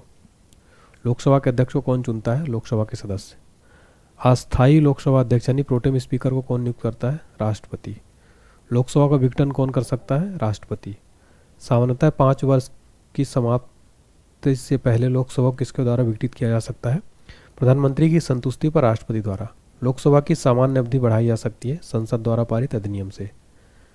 राज्यसभा और लोकसभा की समान शक्तियां किस क्षेत्र में है? संविधान संशोधन करने के विषय में। लोकसभा का नेता कौन होता है? प्रधानमंत्री। कोई वित्तीय बिल प्रस्तावित हो सकता है केवल लोकसभा में। किस विधेयक को केवल लोकसभा में ही प्रस्तुत किया जा सकता है? वित्त विधेयक को। अगला टॉपिक है प्रधानमंत्री। चलिए देखते हैं प्रधानमंत्री की नियुक्ति कौन करता है? राष्ट्रपति। प्रधानमंत्री को उसके पद की गोपनीयता की शपथ कौन दिलाता है? राष्ट्रपति। भारत में एक व्यक्ति अधिक से अधिक कितनी बार प्रधानमंत्री पद पर नियुक्त हो सकता है? कितनी ही बार, कोई सीमा नहीं है। भारत में शक्तियों का प्रमुख उभरता केंद्र कौन है? प्रधानमंत्री। संघीय मंत्रिपरिषद का अध्यक्ष कौन होता है? प्रधानमंत्री। योजना आयोग का अध्यक्ष कौन होता है? प्रधानमंत्री।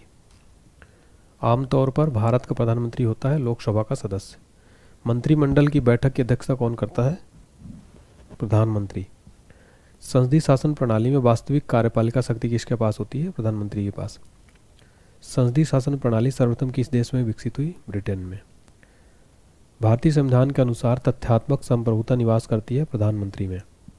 किस दल ने 2 वर्ष के समय में 2 प्रधानमंत्री दिए? जनता पार्टी ने। प्रधानमंत्री की नियुक्ति राष्ट्रपति करता है, यह किस अनुच्छेद में वर्णित है? अनुच्छेद 75 में। भारत के प्रधानमंत्री पद के लिए उम्मीदवार की कम से कम कितनी उम्र होनी चाहिए? 25 वर्ष। प्रधानमंत्री कौन बनता है? लोकसभा में बहुमत दल का नेता। यदि भारत के प्रधानमंत्री संसद कुछ सदन के सदस्य हैं तो अविश्वास प्रस्ताव की स्थिति में अपने पक्ष में वोट नहीं दे सकेंगे। भारत का प्रधानमंत्री का पद क्या है? संविधान द्वारा सृजित। प्रधानमंत्री का पद ग्रहण करने के समय विधानसभा के सदस्य कौन थे? एच.डी. देवगौड़ा। लोकसभा का विश्वास मत प्राप्त किए बिना ही प्रधानमंत्री पद पर कार्य करने वाले प्रथम व्यक्ति कौन थे? चौधरी चरण सिंह। सबसे अधिक उम्र में प्रधानमंत्री पद की आसीन होने वाले व्यक्ति कौन थे? मोरारजी देसाई। कांग्रेस द्वारा समर्थन वापस लिए जाने के कारण ही त्यागपत्र देना पड़ा चौधरी चरण सिंह को। प्रथम गैर कांग्रेसी प्रधानमंत्री कौन थे? मोरारजी देसाई। सबसे कम उम्र में प्रधानमंत्री पद पर आसीन होने वाले व्यक्ति कौन थे? राजीव गांधी जी। अगला है संघीय मंत्रिपरिषद। मंत्रिपरिषद का अध्यक्ष कौन होता है? प्रधानमंत्री। कौन व्यक्ति मंत्रिपरिषद का सदस्य हो सकता है? संसद का सदस्य। क्या राज्यसभा में मनोनीत व्यक्ति मंत्रिपरिषद का सदस्य बन सकता है? हाँ। मंत्रिपरिषद के सदस्यों को पद की गोपनीयता की शपथ कौन दिलाता है? राष्ट्रपति। मंत्रिपरिषद का कोई सदस्य संसद के किसी सदन का सदस्य न होते हुए अधिक से अधिक कितने दिनों तक मंत्री पद पर बना रह सकता है? 6 माह तक। मंत्रिपरिषद में शामिल होते हैं प्रधानमंत्री व अन्य मंत्री। मंत्रिपरिषद में कितने स्टार मंत्री होते हैं? कितने स्टार में मंत्री हैं? होते हैं 3। मंत्रिपरिषद में वरीयता की दृष्टि से मंत्रियों का सही क्रम क्या है? कैबिनेट मंत्री, राज्य मंत्री और उप मंत्री। मंत्रिपरिषद व्यक्तिगत रूप से उत्तरदायी होता है? आंसर है राष्ट्रपति के प्रति। यह प्रश्न एग्जाम में डायरेक्ट बनता है। संघीय मंत्रिपरिषद के मंत्री उत्तरदायी होते हैं केवल लोकसभा के प्रति। भारत में वह मंत्री जो संसद के दोनों में से किसी सदन का सदस्य नहीं, उसे मंत्री के पद से मुक्त होना पड़ सकता है 6 माह बाद। भारतीय संविधान के प्रावधानों में से कौन सा प्रावधान मंत्रिपरिषद की नियुक्ति तथा पदच्युति का विवेचित करता है? अनुच्छेद 75। भारतीय संविधान के अनुच्छेद 74, 75 किन विषयों पर विचार करते हैं? मंत्रिपरिषद। भारत में मंत्रिपरिषद के अधिकतर सदस्य लिए जाते हैं लोकसभा से। मंत्रिमंडल का गठन कौन करता है? सिर्फ केंद्रीय मंत्रीगण। केंद्र सरकार में राज्य मंत्री की क्या स्थिति है? वह केंद्र सरकार का ऐसा मंत्री है जो कि मंत्रिमंडल का सदस्य नहीं होता है। स्वतंत्रता के पश्चात मंत्रिपरिषद के खिलाफ पहला विश्वास प्रस्ताव कब लाया गया था? 1963 में। सामूहिक रूप से मंत्रिपरिषद किसके प्रति उत्तरदायी होते हैं? लोकसभा के प्रति। अगला प्रश्न, यदि कोई मंत्री राज्यसभा का सदस्य है तो वह क्या लोकसभा में अपना वक्तव्य दे सकता है? हाँ, दे सकता है। राजनीतिक शब्दावली में शून्यकाल का अर्थ क्या होता है? प्रश्न उत्तर काल। भारतीय गणराज्य में वास्तविक कार्यकारी प्राधिकार किसके पास है? मंत्रिपरिषद के पास। जो व्यक्ति सांसद ना हो क्या उसे मंत्री नियुक्त किया जा सकता है? हाँ, पर उसे 6 महीने के भीतर संसद सदस्य बनना होगा। देखिए अगला टॉपिक है प्रमुख पदाधिकारी गण। देखिए भारतीय संविधान में किस पद का उल्लेख नहीं है? देखिए उप प्रधानमंत्री जो पद है फ्रेंड्स, इसका संविधान में उल्लेख नहीं है। भारत के प्रथम उप प्रधानमंत्री कौन थे, यानी डिप्टी पीएम कौन थे? सरदार वल्लभ भाई पटेल जी। किस प्रधानमंत्री के कार्यकाल के दौरान दो उप प्रधानमंत्री एक साथ नियुक्त हुए थे? मोरारजी देसाई के समय। लोकसभा में विरोधी दल के नेता के रूप में मान्यता देने के लिए उसके दल के सदस्य की संख्या कुल सदस्यों की संख्या के कम से कम कितने प्रतिशत होनी चाहिए? 10%। लोकसभा में मान्यता प्राप्त विरोधी दल के नेता को किसके समान सुविधाएं और मान्यताएं प्रदान की जाती हैं? कैबिनेट मंत्री के समान। अगला प्रश्न है लोकसभा के विरोधी दल के पहले मान्यता प्राप्त नेता कौन थे? राम सुभग सिंह जो है ये फ्रेंड्स ये पहले विपक्ष के पार्टी के पहले विपक्षी नेता थे। लोकसभा अध्यक्ष चुनाव कौन करता है? लोकसभा के सदस्य। अगला प्रश्न है लोकसभा का अस्थायी अध्यक्ष यानी प्रोटेम स्पीकर किसके द्वारा नियुक्त किया जाता है? राष्ट्रपति द्वारा। लोकसभा का अध्यक्ष किस रूप में शपथ लेता है? लोकसभा के आम सदस्य के रूप में शपथ लेता है, ना कि लोकसभा अध्यक्ष के रूप में। लोकसभा अध्यक्ष को पद की शपथ ग्रहण कौन कराता है? शपथ ग्रहण की आवश्यकता नहीं होती। लोकसभा अध्यक्ष अपना त्यागपत्र किसको देता है? लोकसभा उपाध्यक्ष को। लोकसभा के अध्यक्ष को किस प्रकार पद से हटाया जा सकता है? लोकसभा के सदस्यों द्वारा साधारण बहुमत से संकल्प पारित कर। लोकसभा अध्यक्ष को प्रतिमाह वेतन के रूप में कितना रुपया मिलता है? 4,50,000 रुपये, यानी 4.5 लाख रुपये प्रति माह। निर्णायक मत देने का अधिकार किसको है? लोकसभा अध्यक्ष को। स्पीकर और डिप्टी स्पीकर की अनुपस्थिति में लोकसभा की अध्यक्षता कौन करता है? लोकसभा का सर्वाधिक वरिष्ठ सदस्य। भारतीय संसद के दोनों सदनों के संयुक्त अधिवेशन का सभापतित्व यानी अध्यक्षता कौन करता है? लोकसभा अध्यक्ष करता है। लोकसभा का सचिवालय सीधे नियंत्रित होता है लोकसभा अध्यक्ष द्वारा। लोकसभा में किसी विधेयक को धन विधेयक के रूप में कौन प्रमाणित करता है? लोकसभा अध्यक्ष। लोकसभा अध्यक्ष किसी विधेयक को धन विधेयक के रूप में प्रमाणित करता है। किस समिति का पदेन अध्यक्ष लोकसभा अध्यक्ष होता है? नियम समिति का। लोकसभा महासचिव यानी सेक्रेटरी जनरल जो लोकसभा सचिवालय का प्रमुख होता है किसके द्वारा नियुक्त होता है? स्पीकर के द्वारा। संसद के संयुक्त अधिवेशन में किसी विधेयक पर निर्णायक मत देने का अधिकार किसे है? लोकसभा अध्यक्ष को। लोकसभा का सचिवालय किसके प्रत्यक्ष पर्यवेक्षण और नियंत्रण में कार्य करता है? लोकसभा अध्यक्ष के। संसद के दोनों सदनों के संयुक्त अधिवेशन को कौन बुलाता है? राष्ट्रपति। स्वतंत्र भारत के प्रथम लोकसभा अध्यक्ष कौन थे? गणेश वासुदेव मावलंकर। भारत के किस राष्ट्रपति ने पूर्व में लोकसभा अध्यक्ष का पद भी संभाला था? नीलम संजीव रेड्डी ने। प्रथम स्पीकर जिसके खिलाफ लोकसभा में अविश्वास प्रस्ताव लाया गया वो कौन थे? के.एस. हेगड़े। लोकसभा के पिता के रूप में कौन जाने जाते हैं? जी.वी. मावलंकर। ब्रिटिश परंपराओं के अनुरूप किस लोकसभा अध्यक्ष ने सर्वप्रथम अपने दल की सदस्यता त्याग दी थी? नीलम संजीव रेड्डी ने। प्रथम लोकसभा उपाध्यक्ष कौन थे? अनंत शयनम अयंगर। अपने पद पर रहते हुए दिवंगत होने वाले प्रथम लोकसभा अध्यक्ष थे जी.एम.सी. बालयोगी। लोकसभा में विपक्ष के किसी दल के नेता के रूप में मान्यता किसके द्वारा दी जाती है? लोकसभा अध्यक्ष द्वारा विपक्ष के किसी दल के नेता के रूप में मान्यता दी जाती है। लोकसभा अध्यक्ष अपना इस्तीफा किसे भेज सकता है? उपाध्यक्ष को। अध्यक्ष तथा उपाध्यक्ष की अनुपस्थिति में सदन का कार्य सुचारू रूप से चलाने के लिए अध्यक्ष द्वारा कितने सभापतियों की एक नामावली तैयार की जाती है? 6। लोकसभा अध्यक्ष को उसके कार्यकाल की समाप्ति के पूर्व पद से हटाया जा सकता है यदि लोकसभा इस आशय का प्रस्ताव पारित कर दे। भारत सरकार द्वारा प्रथम विधि अधिकारी कौन होता है? भारत का महान्यायवादी। भारत के अटॉर्नी जनरल यानी महान्यायवादी की नियुक्ति कौन करता है? भारत का राष्ट्रपति। भारत सरकार को कानूनी विषयों पर परामर्श कौन देता है? अटॉर्नी जनरल यानी महान्यायवादी। भारत सरकार का मुख्य विधि परामर्शदाता कौन है? Attorney general of India. अगला प्रश्न है फ्रेंड्स, वह व्यक्ति कौन है जो संसद सदस्य नहीं होता लेकिन जिसे संसद को संबोधित करने का अधिकार है? आंसर हो जाएगा भारत का अटॉर्नी जनरल जो संसद सदस्य तो नहीं होता लेकिन जिसे संसद को संबोधित करने का अधिकार है। कौन सा प्राधिकारी संसद के किसी भी सदन की कार्यवाही में भाग ले सकता है? भारत का महान्यायवादी।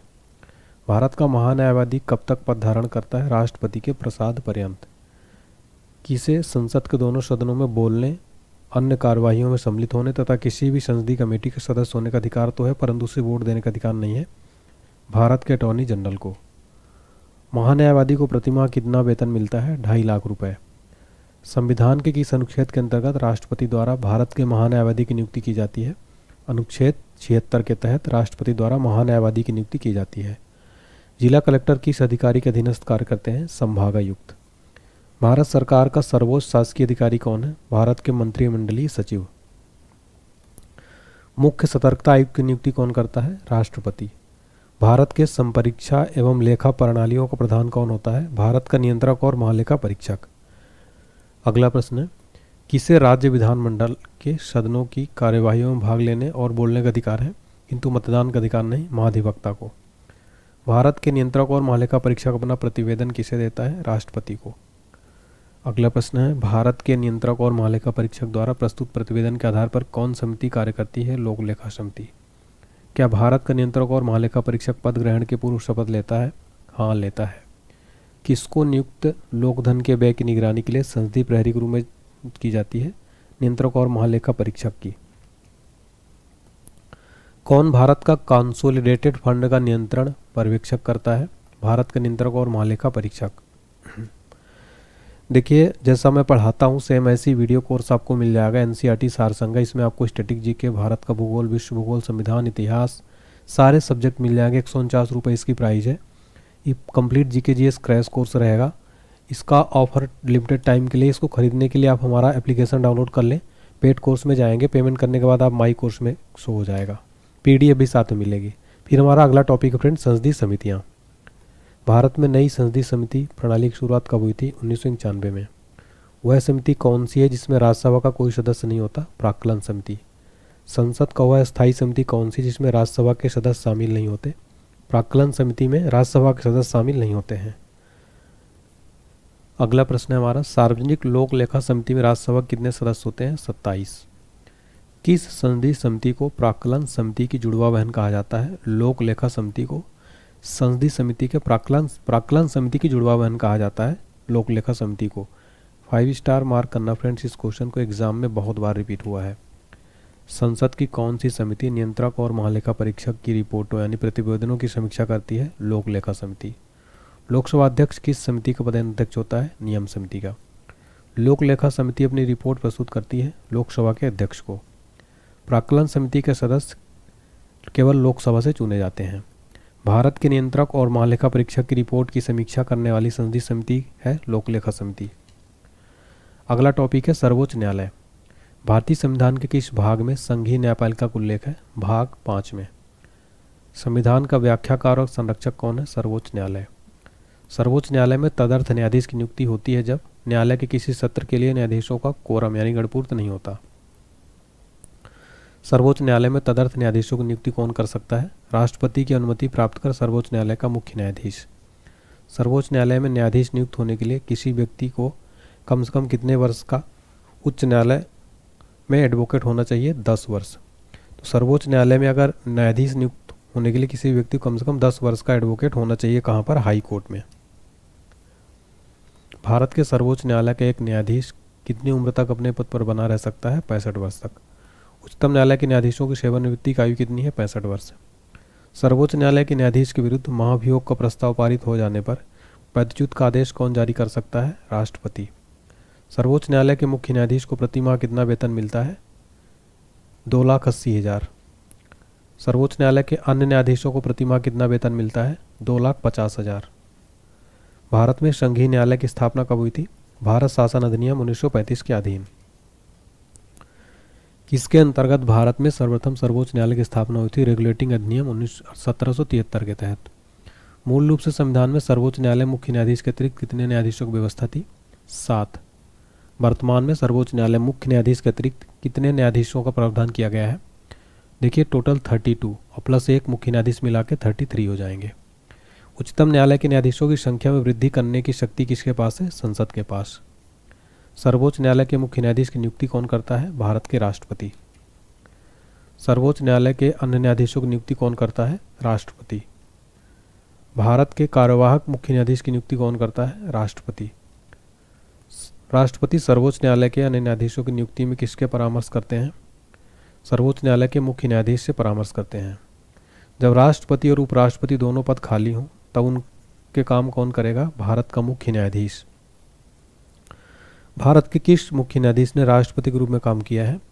जस्टिस एम हिदायतुल्लाह ने भारत के मुख्य न्यायाधीश के रूप में काम किया है। मुख्य न्यायाधीश जो हैं ये भारत के राष्ट्रपति के रूप में काम किया है, ये चीफ जस्टिस भी थे। क्या सेवानिवृत्ति के पश्चात सर्वोच्च न्यायालय के न्यायाधीश तक वकालत कर सकते हैं? किसी भी न्यायालय में वकालत नहीं कर सकते। सर्वोच्च न्यायालय के अधिकार क्षेत्र में वृद्धि करने का अधिकार किसके पास है? संसद के पास। सर्वोच्च न्यायालय में न्यायिक कामकाज के लिए किस भाषा का प्रयोग किया जाता है? अंग्रेजी। सर्वोच्च न्यायालय किस संस्था का निरीक्षण कर सकता है? अधीनस्थ न्यायालय का। भारत में न्यायपालिका क्या है? स्वतंत्र है। भारत में न्यायपालिका का स्वरूप क्या है? एकीकृत। राष्ट्रपति और उपराष्ट्रपति के निर्वाचन में विवाद के मामलों को किसको प्रस्तुत किया जाता है? भारत के उच्चतम न्यायालय को। राष्ट्रपति कानूनी मामलों में किससे परामर्श ले सकता है? सर्वोच्च न्यायालय से। उच्चतम न्यायालय को परामर्शदात्री बनाया गया है अनुच्छेद 143 में। न्यायिक पुनर्विलोकन का अधिकार किससे है? उच्चतम न्यायालय के पास। न्यायालय के प्रारंभिक क्षेत्राधिकार से तात्पर्य क्या है? पहली बार सीधे मामलों की सुनवाई की योग्यता। न्यायालय के प्रारंभिक क्षेत्राधिकार से तात्पर्य पहली बार मामलों की सुनवाई की योग्यता। उच्चतम न्यायालय द्वारा परमादेश किसे जारी किया जाता है? किसी अधिकारी को सरकारी आदेश निभाने के लिए। केंद्र और राज्यों के बीच होने वाले विवादों का निर्णय करने की भारत के उच्चतम न्यायालय की शक्ति आती है इसकी मूल अधिकारिता के अंतर्गत।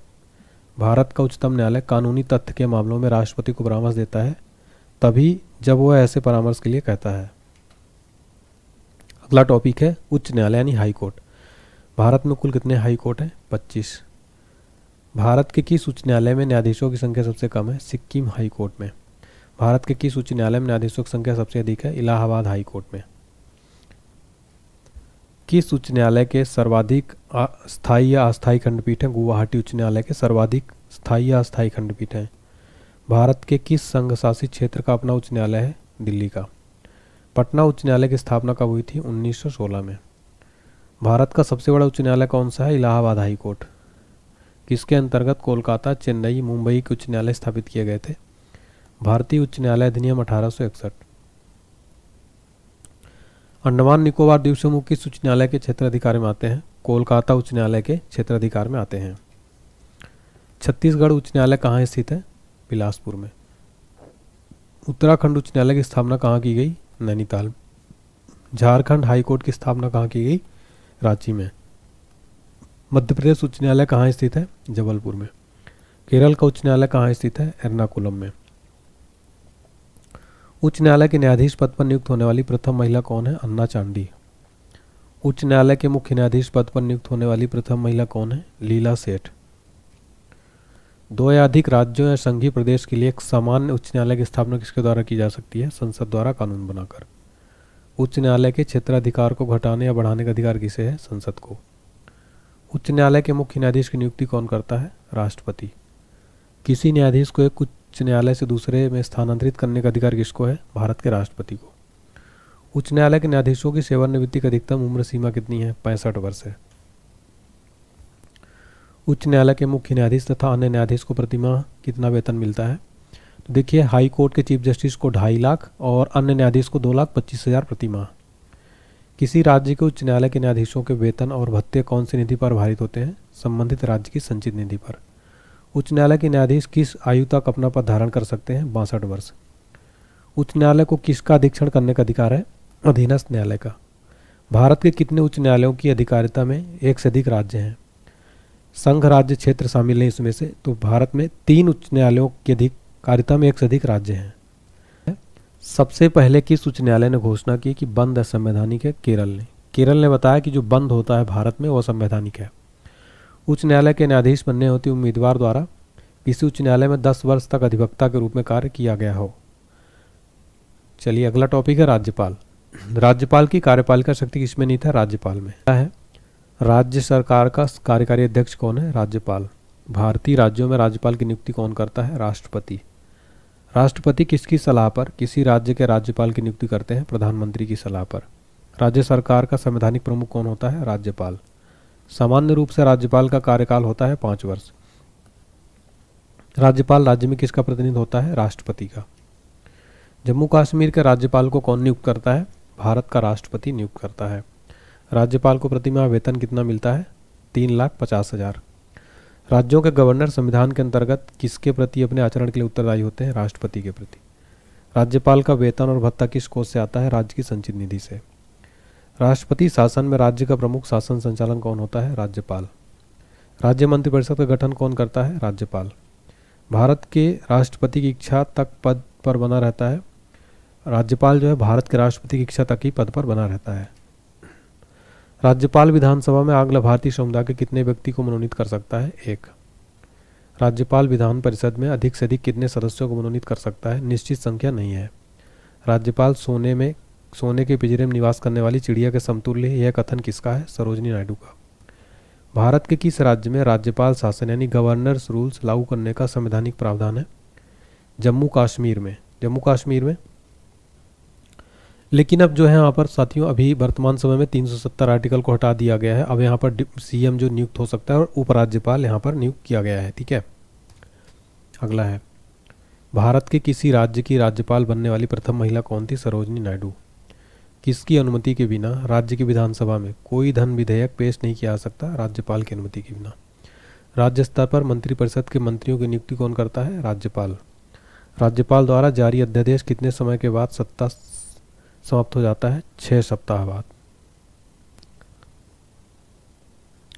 राज्य सरकार को बर्खास्त किया जा सकता है राज्यपाल की सिफारिश पर प्रधानमंत्री द्वारा। राज्यपाल का मुख्य सलाहकार कौन होता है? मुख्यमंत्री। हमारा अगला टॉपिक है मुख्यमंत्री। चलिए देखते हैं अगला टॉपिक, मुख्यमंत्री यानी सीएम। मुख्यमंत्री की नियुक्ति किसके द्वारा की जाती है? राज्यपाल के द्वारा। मुख्यमंत्री को नियुक्त संविधान के किस अनुच्छेद के तहत की जाती है? अनुच्छेद 163 के तहत। भारतीय राज्य की प्रथम महिला मुख्यमंत्री कौन थी? सुचेता कृपलानी। मध्य प्रदेश के प्रथम मुख्यमंत्री कौन थे? रविशंकर शुक्ल। किसी भी राज्य में मुख्यमंत्री पद पर सर्वाधिक दिनों तक आसीन रहने वाले व्यक्ति कौन थे? पवन कुमार चामलिंग। बिहार के प्रथम मुख्यमंत्री कौन थे? डॉक्टर श्री कृष्ण सिंह। उड़ीसा की पहली महिला मुख्यमंत्री कौन बनी? नंदन सतपथी। भारत के किसी राज्य में मुख्यमंत्री पद पर नियुक्त होने वाले प्रथम दलित महिला कौन है? सुश्री मायावती। उत्तर प्रदेश की प्रथम महिला मुख्यमंत्री कौन थी? सुचेता कृपलानी। अगला टॉपिक है विधान परिषद। भारत में राज्य विधान पालिकाओं का उच्च सदन कौन सा है? विधान पालिका परिषद। भारत के कितने राज्यों में द्विसदनात्मक विधानमंडल है? 6 राज्यों में। विधान परिषद की सदस्य संख्या उस राज्य की विधानसभा के सदस्यों की संख्या कितने से अधिक नहीं हो सकती? 1/3 से अधिक नहीं हो सकती। विधान परिषद की सदस्य संख्या कम से कम कितनी होनी चाहिए? 40। किस राज्य में विधान परिषद की सदस्य संख्या सर्वाधिक है? उत्तर प्रदेश में। किसको समाप्त किया जा सकता है? विधान परिषद को। किसी राज्य में विधान परिषद की व्यवस्था संविधान के किस अनुच्छेद के तहत की जाती है? अनुच्छेद 169 के तहत। विधान परिषद को समाप्त करने वाला आखिरी राज्य कौन सा है? तमिलनाडु। विधान परिषद के सदस्य कितने वर्षों के लिए निर्वाचित होते हैं? 6 वर्ष। विधान परिषद का सदस्य होने के लिए कम से कम कितनी आयु होनी चाहिए? 30 वर्ष। विधान परिषद के कितने सदस्य प्रत्येक दूसरे वर्ष अवकाश ग्रहण करते हैं? 1/3। विधान परिषद की गणपूर्ति यानी कोरम कुल सदस्य संख्या कितना भाग होता है? 1/10। विधान परिषद की एक वर्ष में कम से कम कितनी बैठकें होनी अनिवार्य हैं? 2 बैठकें। विधान परिषद की बैठक की अंतिम तिथि तथा दूसरी बैठक की प्रथम तिथि के बीच कितने समय से अधिक अंतर नहीं होना चाहिए? 6 माह। किसी राज्य में विधान परिषद की संरचना अथवा विघटन किया जा सकता है? संसद द्वारा राज्यपाल की अनुशंसा पर। राज्य विधान परिषद के निर्वाचन क्षेत्रों का परिसीमन किसके द्वारा किया जाता है? परिसीमन आयोग द्वारा। भारत में राज्य विधान परिषद के सदस्यों का कितना हिस्सा स्थानीय निकाय द्वारा चुना जाता है? 1/3। राज्य के विधान परिषद के कितने सदस्य विधानसभा द्वारा चुने जाते हैं? 1/3। विधान परिषद की कुल सदस्य संख्या का कितना भाग माध्यमिक स्कूलों, कॉलेजों और विश्वविद्यालयों के शिक्षकों द्वारा निर्वाचित होता है? 1/12। यदि किसी राज्य विधान परिषद का सभापति अपने पद से त्यागपत्र देना चाहे तो वह अपना त्यागपत्र किसको देगा? उपसभापति को। यदि 14 दिन के अंदर विधान परिषद वित्त विधेयक को नहीं लौटाती तब वह दोनों सदनों द्वारा पारित माना जाएगा। किसी साधारण विधेयक को विधान परिषद अधिक से अधिक कितने दिनों तक रोक कर रख सकता है? 4 माह। अगला टॉपिक है विधानसभा। चलिए देखते हैं फ्रेंड्स विधानसभा के इंपॉर्टेंट क्वेश्चन। राज्य विधानसभा का गठन संविधान के किस अनुच्छेद के तहत किया जाता है? अनुच्छेद 170 के तहत। भारतीय संविधान के अनुच्छेदों में कौन सा राज्य की विधानसभाओं के निर्वाचन का प्रावधान करता है? अनुच्छेद 170। किसी राज्य की विधानसभा में अधिकतम कितने सदस्य हो सकते हैं? 500। किसी राज्य की विधानसभा के सदस्यों की न्यूनतम संख्या कितनी हो सकती है? 60। किस राज्य में विधानसभा सदस्यों की सबसे अधिक संख्या है? उत्तर प्रदेश में। भारतीय संविधान यह प्रावधान करता है किसी भी राज्य विधानसभा में 60 से कम सदस्य नहीं हो सकते। कौन इस राज्य का अपवाद है? सिक्किम। सिक्किम इसका जो है अपवाद है। आपको बताना चाहता हूँ सिक्किम में जो है फ्रेंड टोटल तो 32 है। अगला है किन दो राज्यों को जोड़ो विधानसभा की संख्या बराबर थी? आंध्र प्रदेश व पश्चिम बंगाल। उत्तर प्रदेश में विधानसभा सदस्यों की संख्या कितनी है? 403 टोटल। असम में विधानसभा में कितने सदस्य हैं? 126। बिहार विधानसभा में सीटों कुल संख्या कितनी है? 243। विधानसभा के प्रत्येक सदस्य कम से कम कितनी जनसंख्या का प्रतिनिधित्व करते हैं? तो 75,000। सामान्यतः विधानसभा का कार्यकाल कितने वर्ष का होता है? 5 वर्ष का। प्रश्न है जम्मू कश्मीर राज्य की विधानसभा का कार्यकाल कितना होता है? 5 वर्ष। देखिए पहले 6 वर्ष हुआ करता था लेकिन अब जब से केंद्र शासित प्रदेश बना है तब से 5 वर्ष। राष्ट्रीय आपातकाल की उद्घोषणा के प्रवर्तन रहने की स्थिति में विधानसभा की अवधि को कितने समय के लिए बढ़ाया गया? 1 वर्ष। सर्वप्रथम किस राज्य की विधानसभा का विघटन उसकी प्रथम बैठक होने के से पहले ही कर दिया गया? केरल। केरल राज्य की विधानसभा का विघटन उसकी प्रथम बैठक होने से पहले ही कर दिया गया। विधानसभा की सदस्यता के लिए उम्मीदवार को कितने वर्ष से कम का नहीं होना चाहिए? 25 वर्ष। विधानसभा की गणपूर्ति यानी कोरम कुल संख्या कितना हिस्सा है? 1/10। विधानसभा का सत्र कम से कम कितनी बार आहूत किया जाना आवश्यक है? 2 बार। विधानसभा की बैठक की अंतिम तिथि तथा दूसरी बैठक की प्रथम तिथि के बीच कितने समय से अधिक का अंतर नहीं होना चाहिए? 6 वर्ष। सॉरी 6 महीने, ठीक है। तो प्रथम बैठक की अंतिम तिथि और दूसरी बैठक की प्रथम तिथि के बीच अधिक से अधिक 6 महीने का अंतर नहीं होना चाहिए, ठीक है। विधानसभा का अध्यक्ष का चुनाव कौन करता है? विधानसभा के सदस्य। अगला है विधानसभा अध्यक्ष का चुनाव कौन करता है? विधानसभा के सदस्य। अस्थायी विधानसभा अध्यक्ष यानी प्रोटेम स्पीकर की नियुक्ति कौन करता है? राज्यपाल। विधानसभा अध्यक्ष को उसके पद की शपथ कौन दिलाता है? शपथ ग्रहण की आवश्यकता नहीं होती है। विधानसभा अध्यक्ष अपना त्यागपत्र किसको सौंपते हैं? विधानसभा उपाध्यक्ष को। राज्य विधानमंडल का कोई सदस्य अपने सदन की आज्ञा के बिना सदन के सत्र से लगातार कितने दिनों तक अनुपस्थित रहता है?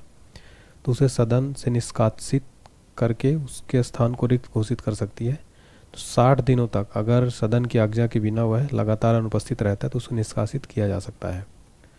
राज्य विधानसभा के सदन की बैठक के लिए गणपूर्ति कितनी है? 10 सदस्य अथवा कुल सदस्य का 10वां भाग जो भी अधिक हो। विधानसभा का सदस्य रहे बिना कोई भी व्यक्ति कितने दिनों तक मंत्री पद पर आसीन रह सकता है? 6 माह। राज्य की विधानसभा के 17 के आदेश किसके द्वारा दिए जाते हैं? राज्यपाल के द्वारा। अगला टॉपिक है आयोग व परिषदें। क्षेत्रीय परिषदों का गठन किसके द्वारा किया जाता है? राष्ट्रपति के द्वारा।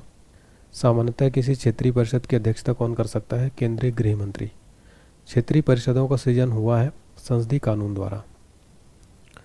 क्षेत्रीय परिषदों के गठन के संबंध में किस वर्ष प्रावधान किया गया? 1956 में। अंतर्राज्यीय परिषद यानी इंटर स्टेट काउंसिल गठन संविधान के किस अनुच्छेद के अंतर्गत किया गया है? अनुच्छेद 283 के अंतर्गत। अंतर्राज्यीय परिषद का निर्माण होता है संवैधानिक प्रावधान द्वारा। योजना आयोग से सर्वाधिक प्रभावित हुए? वित्त आयोग। अंतर्राज्यीय परिषद की स्थापना कब हुई थी? 28 मई 1990 को। योजना आयोग ने संघवाद को निरस्त कर दिया, यह विचार किसका है? अशोक चंद्रा का। योजना आयोग की स्थापना कब हुई थी? 15 मार्च 1950 को। देखिए अब इसके स्थान पर नीति आयोग बना दिया गया है 1 जनवरी 2015 से योजना आयोग के स्थान पर। किसे सुपर कैबिनेट की संज्ञा दी जाती है? योजना आयोग को। योजना आयोग क्या है? परामर्शदात्री संस्था थी। 1950 में भारत में योजना आयोग की स्थापना की गई केंद्रीय मंत्रिमंडल के एक प्रस्ताव द्वारा। योजना आयोग का स्वरूप क्या है? परामर्शदात्री संस्था। 1950 में योजना आयोग का गठन किसके संकल्प द्वारा किया गया? संघीय मंत्रिमंडल के संकल्प के द्वारा। योजना आयोग किस क्षेत्र में कार्य करता है? भारतीय अर्थव्यवस्था के क्षेत्र में।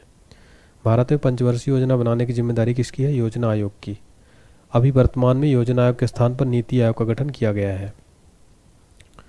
योजना आयोग का प्रमुख कार्य है योजना की तैयारी तथा कार्यान्वयन। नीति आयोग का अध्यक्ष कौन होता है? भारत का प्रधानमंत्री। नीति आयोग का प्रधानाध्यक्ष होता है भारत का प्रधानमंत्री। नीति का फुल फॉर्म है national institution for transforming India. राष्ट्रीय विकास परिषद का अध्यक्ष कौन होता है? प्रधानमंत्री। पंचवर्षीय योजना को अंतिम अनुमोदन कौन देता है? राष्ट्रीय विकास परिषद। पंचवर्षीय योजनाओं के मसौदे को अंतिम रूप से कौन स्वीकृति प्रदान करता है? योजना आयोग। राष्ट्रीय विकास परिषद का मुख्य संबंध होता है पंचवर्षीय योजनाओं के अनुमोदन से। भारत की पंचवर्षीय योजना अंतिम रूप से अनुमोदित की जाती है राष्ट्रीय विकास परिषद द्वारा। राष्ट्रीय विकास परिषद के सदस्य नहीं होते राज्यों के राज्यपाल। राष्ट्रीय विकास परिषद का उद्देश्य क्या है? पंचवर्षीय योजनाओं का निर्धारण व उन्हें सुनिश्चित करना। वित्त आयोग क्या है? पंचवर्षीय निकाय। वित्त आयोग की स्थापना किसके द्वारा की जाती है? राष्ट्रपति के द्वारा। वित्त आयोग के अध्यक्ष की नियुक्ति कौन करता है? राष्ट्रपति। वित्त आयोग का गठन कितनी अवधि के लिए होता है? 5 वर्ष के लिए। राष्ट्रपति वित्त आयोग का गठन कितने वर्ष बाद करते हैं? प्रत्येक 5 वर्ष बाद। वित्त आयोग का प्रधान कार्य क्या है? केंद्र और राज्यों के बीच राजस्व वितरण।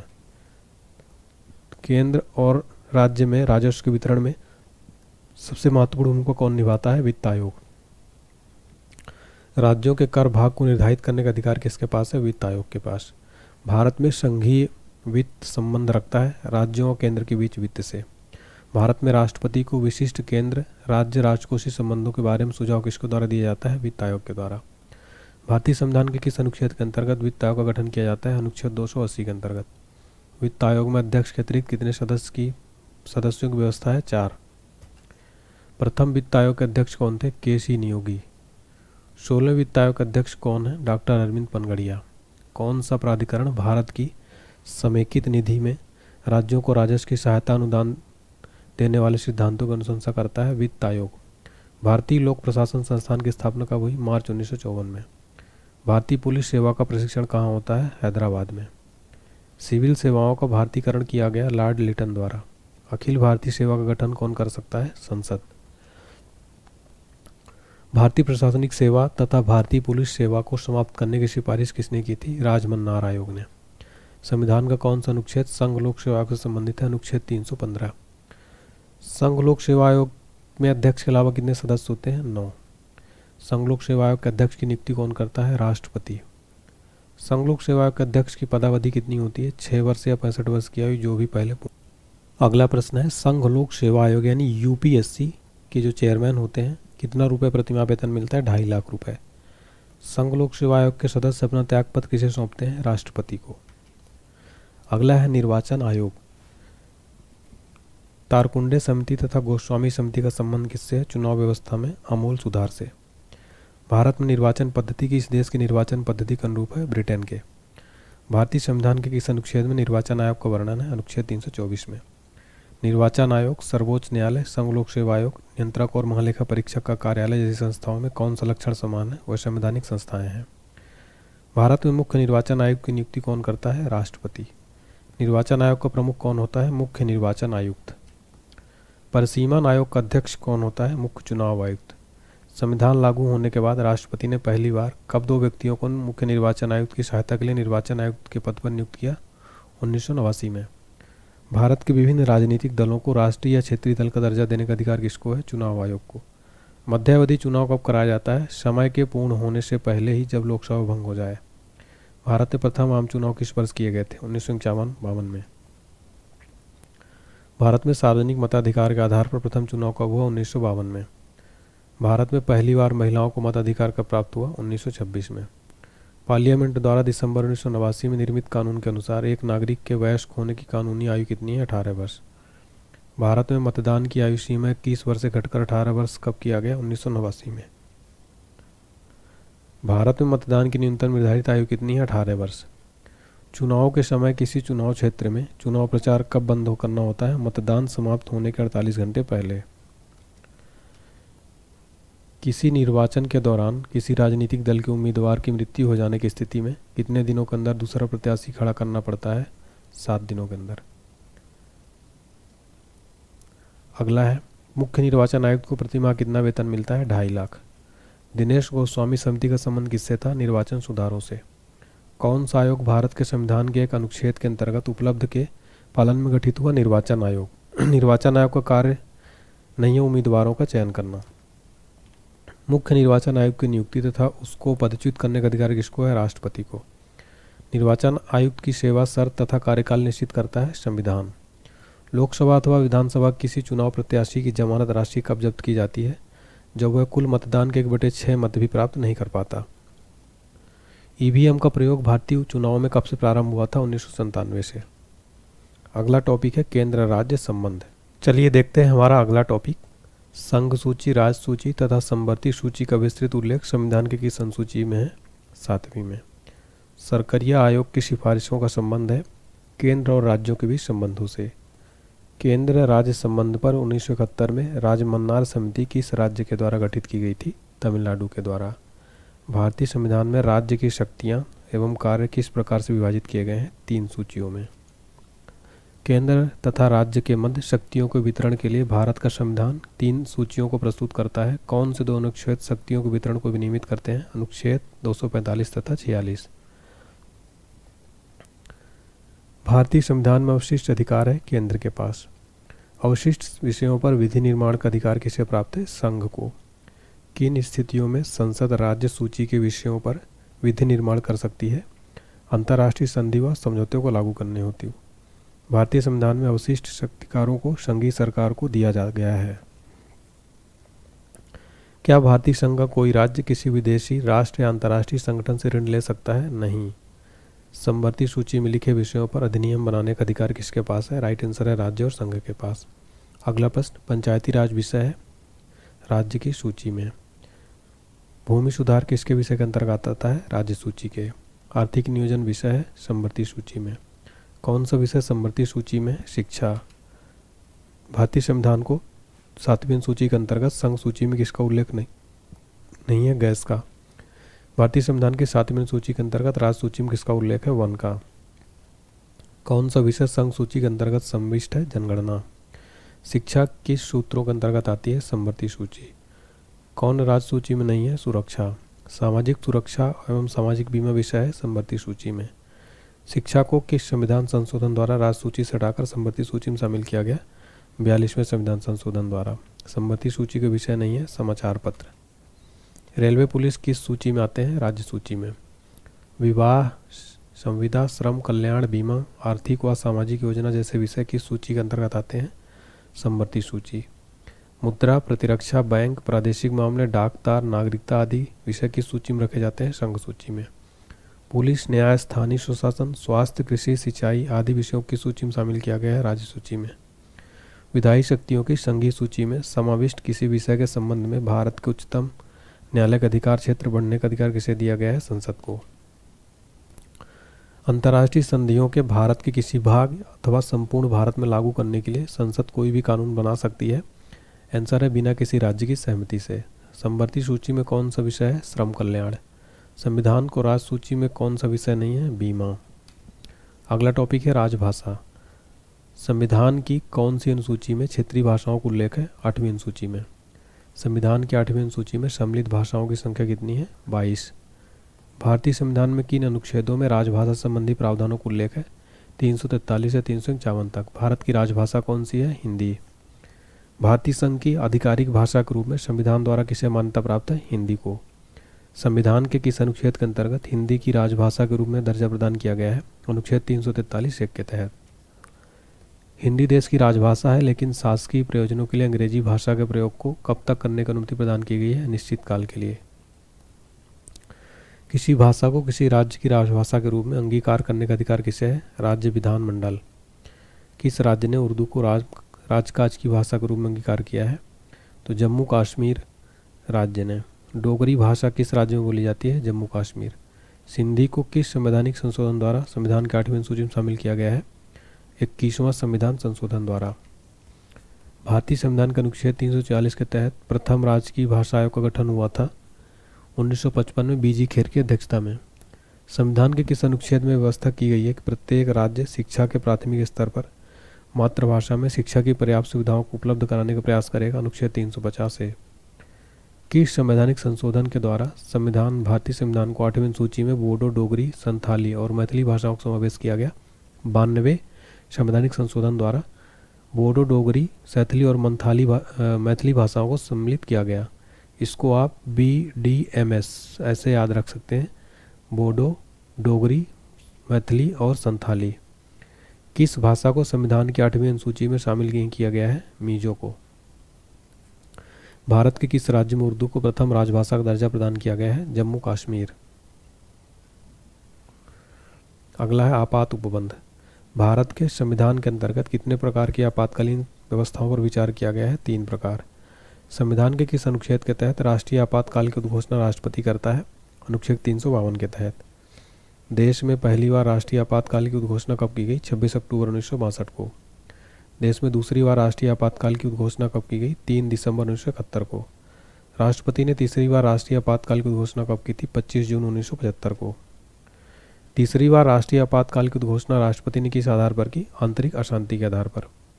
प्रथम राष्ट्रीय आपातकाल की उद्घोषणा के समय देश के राष्ट्रपति कौन थे? Doctor S Radhakrishnan. राष्ट्रीय आपातकाल की उद्घोषणा को संसद के समक्ष उसकी स्वीकृति हेतु रखा जाना आवश्यक है 1 माह के अंदर। राष्ट्रीय आपातकाल की अधिकतम सीमा अवधि कितनी है? कोई समय सीमा नहीं है। राष्ट्रीय आपातकाल में संविधान की संघीय प्रकृति का क्या होता है? वैसे ही बनी रहती है। राष्ट्रपति राष्ट्रीय आपातकाल की घोषणा कर सकते हैं जब उन्हें ऐसा करने के लिए केंद्रीय कैबिनेट का लिखित निर्णय प्राप्त हो। संविधान के किस अनुच्छेद के तहत राज्यों में संवैधानिक तंत्र के विफल होने पर राष्ट्रपति शासन लागू किया जाता है? अनुच्छेद 356 के तहत। अनुच्छेद 356 के तहत राज्यों में संवैधानिक तंत्र विफल होने पर राष्ट्रपति शासन लागू किया जाता है। किसी राज्य में राष्ट्रपति शासन की उद्घोषणा किस व्यक्ति के प्रतिवेदन मिलने पर राष्ट्रपति करता है? राज्य के राज्यपाल। राज्य में राष्ट्रपति शासन से तात्पर्य राज्य में किसके शासन से है? राज्य के राज्यपाल के। प्रथम बार राष्ट्रपति शासन कब लागू किया गया? 20 जून 1951 को।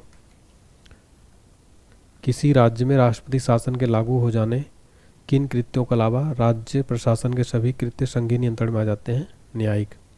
प्रथम बार राष्ट्रपति शासन किस राज्य में लागू किया गया? पंजाब में। अब तक किस राज्य में सर्वाधिक लंबी अवधि तक राष्ट्रपति शासन लागू रहा? राइट आंसर है जम्मू कश्मीर में। संविधान के किस अनुच्छेद के आधार पर राष्ट्रपति देश में वित्तीय आपात काल की घोषणा कर सकता है? अनुच्छेद 360 के तहत वित्तीय आपातकाल की घोषणा कर सकता है। देखिए ऊपर वाले प्रश्न में क्लियर कर दूं, पहले जम्मू कश्मीर क्या था? राज्य था, लेकिन अभी वर्तमान में क्या हो गया है? केंद्र शासित प्रदेश, ठीक है, यूनियन टेरिटरी। संविधान के किस अनुच्छेद के आधार पर राष्ट्रपति, ये क्वेश्चन हो गया, कौन सी ऐसी आपातकाल स्थिति है जिसकी घोषणा अभी तक भारत में नहीं की गई है? वित्तीय आपात। भारत में वित्तीय आपातकाल की घोषणा आज तक कितनी बार की गई? कभी नहीं की गई है। अगला टॉपिक है हमारा राजनीतिक दल। भारत में दलीय व्यवस्था किस प्रकार की है? बहुदलीय है। लोकतंत्र का कार्य संचालन किसके अभाव में संभव है? राजनीतिक दल के। किसी राजनीतिक दल को राष्ट्रीय दल अथवा प्रादेशिक दल के रूप में मान्यता कौन देता है? निर्वाचन आयोग। किसी राजनीतिक दल को राष्ट्रीय दल के रूप में मान्यता दी जाती है जब उसे 4 या अधिक राज्यों में राज्य स्तरीय राजनीतिक दल के रूप में मान्यता दी गई हो। भारत में कोई भी राजनीतिक दल राष्ट्रीय दल के रूप में मान्यता प्राप्त कर सकता है यदि वह राज्य स्तर का दल है कम से कम 4 राज्यों में। किसी भी राजनीतिक दल को राष्ट्रीय दल के रूप में तभी मान्यता प्राप्त हो सकती है जबकि आम चुनाव में उसे कम से कम 4 राज्यों में कुल कितना प्रतिशत प्राप्त हो? 4%। भारत में एक राष्ट्रीय दल के रूप में मान्यता प्राप्त करने के लिए किसी दल को कम से कम कितने मत प्राप्त करने चाहिए? 4% वैध मत अथवा 4 से अधिक राज्यों में। कांग्रेस का चुनाव चिन्ह क्या है? पंजा। भारतीय जनता पार्टी का चुनाव चिन्ह क्या है? कमल। धनुष एवं तीर किसका निशान है? झारखंड मुक्ति मोर्चा का। भारतीय कम्युनिस्ट पार्टी का अस्तित्व किस वर्ष हुआ? 1921 में। भारत में मुस्लिम लीग की स्थापना कब हुई? 1906 में। किसी मान्यता प्राप्त राजनीतिक दल का चुनाव आयोग द्वारा चुनाव चिन्ह के आवंटन के निर्णय के विरुद्ध कहाँ अपील की जा सकती है? सर्वोच्च न्यायालय में। किस राजनीतिक दल का चुनाव चिन्ह 1952 के चुनाव से अब तक अपरिवर्तित है? सीपीआई का। पशु पक्षी चुनाव चिन्ह रहने के कारण निर्वाचन आयोग के निर्देशानुसार किस राजनीतिक दल ने सर्वप्रथम नवंबर 1994 में अपना चुनाव चिन्ह बदला? Forward block. Telugu Desam party का चुनाव चिन्ह क्या है? साइकिल। दल विहीन लोकतंत्र के पक्ष में कौन था? जयप्रकाश नारायण। राजनीतिक दल के लिए जरूरी क्या है? जरूरी है लोकतंत्र के लिए। राजनीतिक दल किसके लिए जरूरी है? लोकतंत्र के लिए। अगला टॉपिक है फ्रेंड्स दल बदल विरोधी कानून। चलिए देखते हैं दल बदल विरोधी कानून यानी एंटी डिफेक्शन लॉ से संबंधित कौन सा संशोधन है? 52वां। विधानसभा में किसी दल के निर्वाचित सदस्यों के दल बदल पर किसने प्रतिबंध लगाया? संविधान का 52वां संविधान संशोधन कानून। किस अधिनियम द्वारा किसी पार्टी के टिकट पर निर्वाचित सदस्य को दल बदल करने से रोका गया है? 52वां संविधान संशोधन अधिनियम। दल बदल निरोधक अधिनियम जिस तिथि को पारित हुआ कौन सी तिथि थी? 15 फरवरी 1985। अगला है पिछड़ा वर्ग विशेष प्रावधान। वर्तमान समय में लोकसभा की 543 सीटों में कितनी सीटें अनुसूचित जाति के लिए आरक्षित है? 84। लोकसभा में सुरक्षित निर्वाचन क्षेत्र किससे संबंधित नहीं है? पिछड़े वर्ग से। संविधान के किस संशोधन द्वारा अनुसूचित जनजातियों के लिए एक पृथक राष्ट्रीय आयोग के गठन का प्रावधान किया गया है? 89। राष्ट्रपति लोकसभा में आंग्ल भारतीय समुदाय के कितने व्यक्तियों को प्रतिनिधित्व न होने पर की स्थिति मनोनीत कर सकता है? 2, लेकिन अभी यह समाप्त कर दिया गया। राज्यपाल विधानसभा में आंग्ल भारतीय समुदाय के कितने व्यक्तियों को प्रतिनिधित्व न होने पर मनोनीत कर सकता है? 1। भारतीय संविधान में अल्पसंख्यकों को मान्यता किस आधार पर दी गई है? कुल जनसंख्या के साथ उस वर्ग की जनसंख्या का अनुपात। अगला प्रश्न पिछड़ा वर्ग आयोग का गठन कौन करता है? राष्ट्रपति। प्रथम पिछड़ा वर्ग आयोग का गठन कब किया गया था? 1953 में। प्रथम पिछड़ा वर्ग आयोग के अध्यक्ष कौन थे? काका कालेलकर। मंडल आयोग का संबंध था पिछड़ी जातियों से। मंडल कमीशन ने पिछड़े वर्ग के लिए कितना प्रतिशत आरक्षण दिया? 27%। राष्ट्रीय पिछड़ा वर्ग आयोग की स्थापना कब हुई थी? 1993 में। क्रीमी लेयर संकल्पना से तात्पर्य है आर्थिक स्तर के आधार पर वर्गीकरण। अगला है संविधान के किस भाग एवं अनुच्छेद में संशोधन की प्रक्रिया का उल्लेख है? भाग 20 अनुक्रमांक अनुच्छेद 368। भारतीय संविधान में संशोधन होता है धारा 366 के अनुसार। संविधान संशोधन कितने प्रकार से किया जाता है? 3 प्रकार से। अगला प्रश्न है संविधान संशोधन हेतु विधेयक सर्वप्रथम कहाँ प्रस्तुत किया जाता है? संसद में। संविधान संशोधन के लिए विधेयक को संसद के किस सदन में पेश किया जाता है? किसी भी सदन में। भारतीय संविधान का अधिकांश भाग संशोधित किया जा सकता है अकेले संसद के द्वारा। क्या राज्य विधानमंडल संविधान संशोधन प्रक्रिया को प्रारंभ कर सकता है? नहीं। भारत के संविधान में संशोधन नहीं किए जा सकते जनमत संग्रह से। संविधान में प्रथम संशोधन कब किया गया? 1951 में। प्रथम संवैधानिक संशोधन अधिनियम कब बना? 1951 में। प्रथम संवैधानिक संशोधन अधिनियम किससे संबंधित था? कुछ राज्यों के कृषि भूमि सुधार से। किस संशोधन द्वारा नागालैंड को राज्य का दर्जा प्रदान किया गया? 13वें संशोधन द्वारा। किस संविधान संशोधन द्वारा पंजाब राज्य को पुनर्गठित करके पंजाब तथा हरियाणा राज्य एवं चंडीगढ़ केंद्र शासित प्रदेश की स्थापना की गई? 18वां संविधान संशोधन द्वारा। संविधान की 8वीं अनुसूची में सिंधी भाषा को किस संवैधानिक संशोधन द्वारा शामिल किया गया? 21वें संविधान संशोधन द्वारा सिंधी भाषा को शामिल किया गया। किस संवैधानिक संशोधन अधिनियम द्वारा मेघालय राज्य की स्थापना की गई? 22वें में। किस संविधान संशोधन अधिनियम के द्वारा लोकसभा सीटों की अधिकतम संख्या 545 निर्धारित की गई? 31वां संविधान संशोधन के तहत। सिक्किम को भारतीय संघ के सह राज्य का दर्जा किस संशोधन द्वारा प्रदान किया गया? 35वें द्वारा। सिक्किम को पूर्णतः राज्य का दर्जा किस संवैधानिक संशोधन अधिनियम द्वारा दिया गया? 36वें संविधान संशोधन द्वारा। किस संविधान संशोधन अधिनियम द्वारा राज्य लोक सेवा आयोग के अध्यक्ष और सदस्यों की सेवानिवृत्ति की आयु सीमा 60 से बढ़ाकर 62 कर दी गई? 41वें संविधान संशोधन द्वारा। किस संवैधानिक संशोधन अधिनियम को लघु संविधान कहा जाता है? 42वें को। इसको आप 5 स्टार मार्क कर लेना। भारतीय संविधान की प्रस्तावना में समाजवादी तथा धर्मनिरपेक्ष शब्द जोड़े गए? 42वें संशोधन द्वारा। शिक्षा को किस संविधान द्वारा राज्य सूची से समवर्ती सूची में लाया गया? 42वें संशोधन द्वारा। अगला प्रश्न है, भारतीय संविधान में किस संशोधन द्वारा नागरिकों को मौलिक कर्तव्यों को सम्मिलित किया गया है? 42वें संशोधन द्वारा मौलिक कर्तव्यों को शामिल किया गया। किस संविधान संशोधन द्वारा किन्हीं विशेष परिस्थितियों में नीति निर्देशक सिद्धांतों को मूल अधिकारों के ऊपर अधिक महत्व देने का प्रावधान है? 42वें द्वारा। भारतीय संविधान की प्रस्तावना में धर्मनिरपेक्ष, समाजवादी तथा राष्ट्र की एकता और अखंडता वाक्यांश किस संशोधन द्वारा समाविष्ट किया गया? 42वें द्वारा। इस क्वेश्चन को भी फ्रेंड्स आप 5 स्टार मार्क करना। 42वें संविधान संशोधन अधिनियम 1976 से भारतीय संविधान में एक नया अध्याय जोड़ा गया। कौन सा? मौलिक कर्तव्य। किस संशोधन से समाजवादी, धर्मनिरपेक्षता तथा राष्ट्र की एकता और अखंडता शब्द संविधान में जोड़े गए? 42वें संशोधन द्वारा। किस संविधान संशोधन अधिनियम द्वारा स्वतंत्रता के मौलिक अधिकारों की संख्या को 7 से घटाकर 6 किया गया? 44वें संविधान संशोधन द्वारा।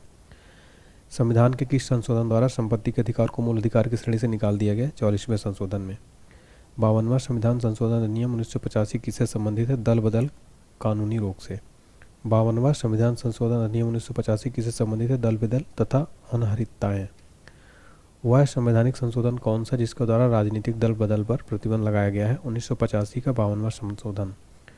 किस संवैधानिक संशोधन द्वारा अरुणाचल प्रदेश को राज्य का दर्जा प्रदान किया गया है? 55वां संविधान संशोधन द्वारा।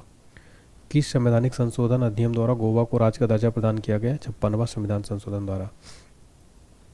भारत में मताधिकार की आयु को किस ढंग से 21 वर्ष से घटाकर 18 वर्ष किया गया? संवैधानिक संशोधन द्वारा। किस संवैधानिक संशोधन द्वारा मताधिकार की आयु 21 वर्ष से घटाकर 18 वर्ष की गई? 61वें संविधान संशोधन द्वारा। अगला प्रश्न, भारतीय संविधान के संशोधनों में कौन सा संशोधन केंद्रीय मंत्रिमंडल के आकार को सीमित करता है?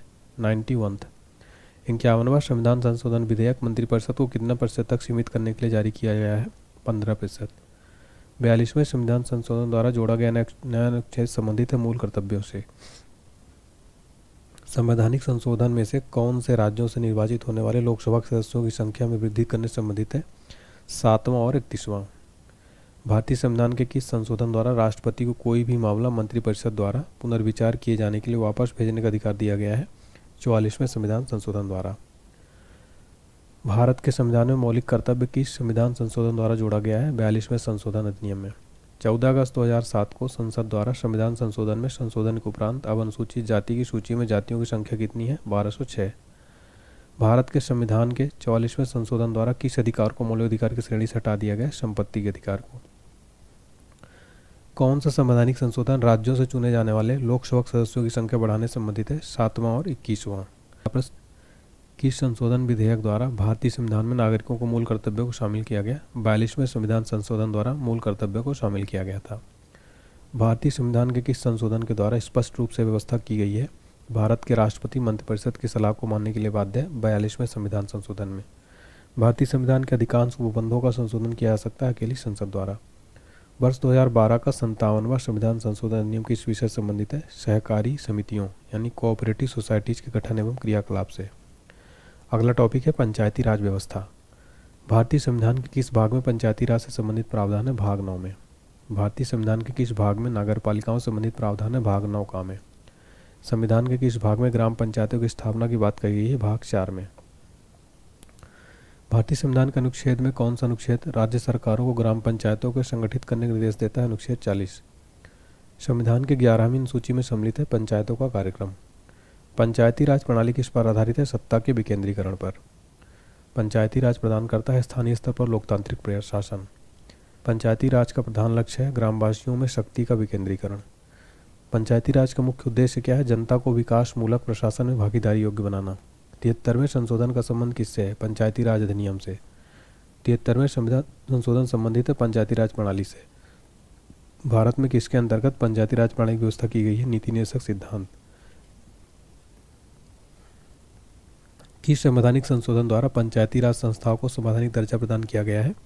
73वें संविधान संशोधन द्वारा। 73वें संविधान संशोधन के अनुसार पंचायती राज संस्थाओं में अध्यक्ष के कम से कम कितने पद महिलाओं के लिए आरक्षित किए गए हैं? 1/3। 73वें संविधान संशोधन के प्रावधानों को समाज के किस वर्ग को सत्ता हस्तांतरण की दृष्टि से ऐतिहासिक कदम माना जाता है? महिला वर्ग। पंचायत के चुनाव कराने हेतु निर्णय किसके द्वारा लिए जाते हैं? राज्य सरकार द्वारा। पंचायती राज प्रथम प्रवर्तित किया गया राजस्थान में। भारत में सबसे पहले राजस्थान में पंचायती राज की स्थापना किस वर्ष हुई? 1959 में। देश में त्रिस्तरीय पंचायती राज व्यवस्था को किस राज्यों में सर्वप्रथम अपनाया गया? राजस्थान एवं आंध्र प्रदेश में। भारत में पंचायती राज व्यवस्था सर्वप्रथम राजस्थान और आंध्र प्रदेश में आरंभ की गई। पंचायती राज व्यवस्था का उद्घाटन पंडित जवाहरलाल नेहरू द्वारा 2 अक्टूबर 1959 को कहाँ किया गया था? नागौर में। देश के ग्रामीण क्षेत्र के सामाजिक एवं सांस्कृतिक उत्थान के लिए सामुदायिक विकास कार्यक्रम का प्रारंभ किया गया 2 अक्टूबर 1952 को। सामुदायिक विकास कार्यक्रम का मुख्य उद्देश्य क्या था? विकास में जनता का सहयोग सुनिश्चित करना। भारत सरकार द्वारा सामुदायिक विकास योजनाओं की शुरुआत कब की गई? 2 अक्टूबर 1953 को। सामुदायिक विकास कार्यक्रम की असफलता का कारण क्या है? अशिक्षा। भारत में पंचायती राज प्रणाली का शुभारंभ कब और कहाँ हुआ? 2 अक्टूबर 1959 को नागौर में। 1957 में किस समिति ने भारत में त्रिस्तरीय पंचायती राज की सर्वप्रथम सिफारिश की थी? बलवंत राय मेहता ने। प्रजातांत्रिक विकेंद्रीकरण का पर्याय क्या है? पंचायती राज का। पंचायती राज प्रणाली कहाँ नहीं है? अरुणाचल प्रदेश में। पंचायती राज प्रणाली में ग्राम पंचायत का गठन होता है ग्राम स्तर पर। भारत में सही मायने में स्वशासन का जनक किसे कहा जाता है? लॉर्ड रिपन को। पंचायती राज संस्थाओं के उच्चतम स्तर पर कौन है? जिला परिषद। हमारा लास्ट टॉपिक है नई संसद भवन। नई संसद भवन की आधारशिला कब रखी गई? 10 दिसंबर 2020 को। नए संसद भवन की आधारशिला कहाँ रखी गई? दिल्ली में। भारत की नई संसद भवन के लिए आधारशिला किसने रखी थी? मोदी जी ने। नया संसद भवन कितने क्षेत्र में फैला हुआ है? 64,500 वर्ग किलोमीटर। भारत की नई संसद भवन का आकार कैसा है? त्रिभुजाकार। भारत के नए संसद भवन के लोकसभा सदन में कुल कितने सदस्य के बैठने की व्यवस्था है? 888 सदस्य। नए संसद भवन का उद्घाटन कब किया गया? 28 मई 2023। नया संसद भवन कितनी मंजिल का है? 4 मंजिल का। भारत के पुरानी संसद भवन का उद्घाटन किसके द्वारा किया गया था? लॉर्ड इरविन द्वारा। भारत के नए संसद भवन का निर्माण किस प्रोजेक्ट के तहत किया गया? Central Vista. भारत के नए संसद भवन की निर्माता कंपनी कौन है? Tata project limited. भारत की नई संसद भवन का डिजाइन किसने तैयार किया? बिमल पटेल ने। भारत के नए संसद भवन की राज्यसभा सदन में कुल कितने सदस्य बैठने की व्यवस्था है? 384। भारत के नई संसद भवन के संयुक्त सत्र में कुल कितने सदस्य बैठ सकते हैं? टोटल 1272। नई संसद भवन का उद्घाटन भारत की आज़ादी के कितने वर्षों बाद किया गया? 75 वर्ष। भारत के पुराने संसद भवन का डिजाइन किसने तैयार किया था? एडविन लुटियंस ने। वर्तमान में लोकसभा सदस्यों की संख्या कितनी है? 543। संसद के गठन का प्रावधान किस अनुच्छेद में? 79 में। पुराने संसद भवन की नींव कब रखी गई थी? 1921 में। भारत में पुराने संसद भवन का उद्घाटन कब किया गया? 18 जनवरी 1927 को। भारत में संसदीय शासन व्यवस्था किस देश से ली थी? ब्रिटेन से। भारत के पुराने संसद भवन से कुल कितनी लागत आई? 83 लाख। और अस्थायी संसद भवन कब तक रही? 1952 तक। तो यहाँ पर हमने फ्रेंड्स आपने देखा कंप्लीट जो है पूरे 1000 प्रश्न देख लिए, 40 टॉपिक। उम्मीद करता हूँ आपको पसंद आया होगा। अब प्लीज़ लाइक ज़रूर कर दें फ्रेंड्स इस वीडियो को, ताकि हमें मोटिवेशन मिले। कमेंट सेक्शन में ज़रूर बताएं।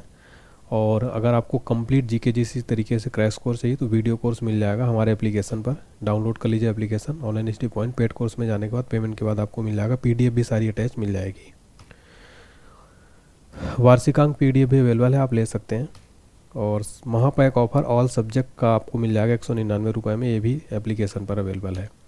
हमारे पास GK GS, general science, Lucent GK, static GK सभी नोट्स अवेलेबल है डिस्क्रिप्शन में। कोई भी दिक्कत आए, किसी से रिलेटेड इंक्वायरी व्हाट्सएप पर मैसेज करिए 7067567024 पर। और अगर आपको टेलीग्राम, व्हाट्सएप चैनल ज्वाइन करना है, इंस्टाग्राम, तो डिस्क्रिप्शन बॉक्स में लिंक है, ज्वाइन करिए। और अगर आपको लगता है कि इस वीडियो में मैंने मेहनत की है तो लाइक करें, शेयर करें, चैनल को सब्सक्राइब करके बेल आइकन जरूर प्रेस करें और कमेंट सेक्शन में ज़रूर बताएं कि आपको ये पूरी क्लास कैसी लगी, मेरी मेहनत कैसी लगी। बहुत बहुत धन्यवाद। एग्जाम के लिए शुभकामनाएं।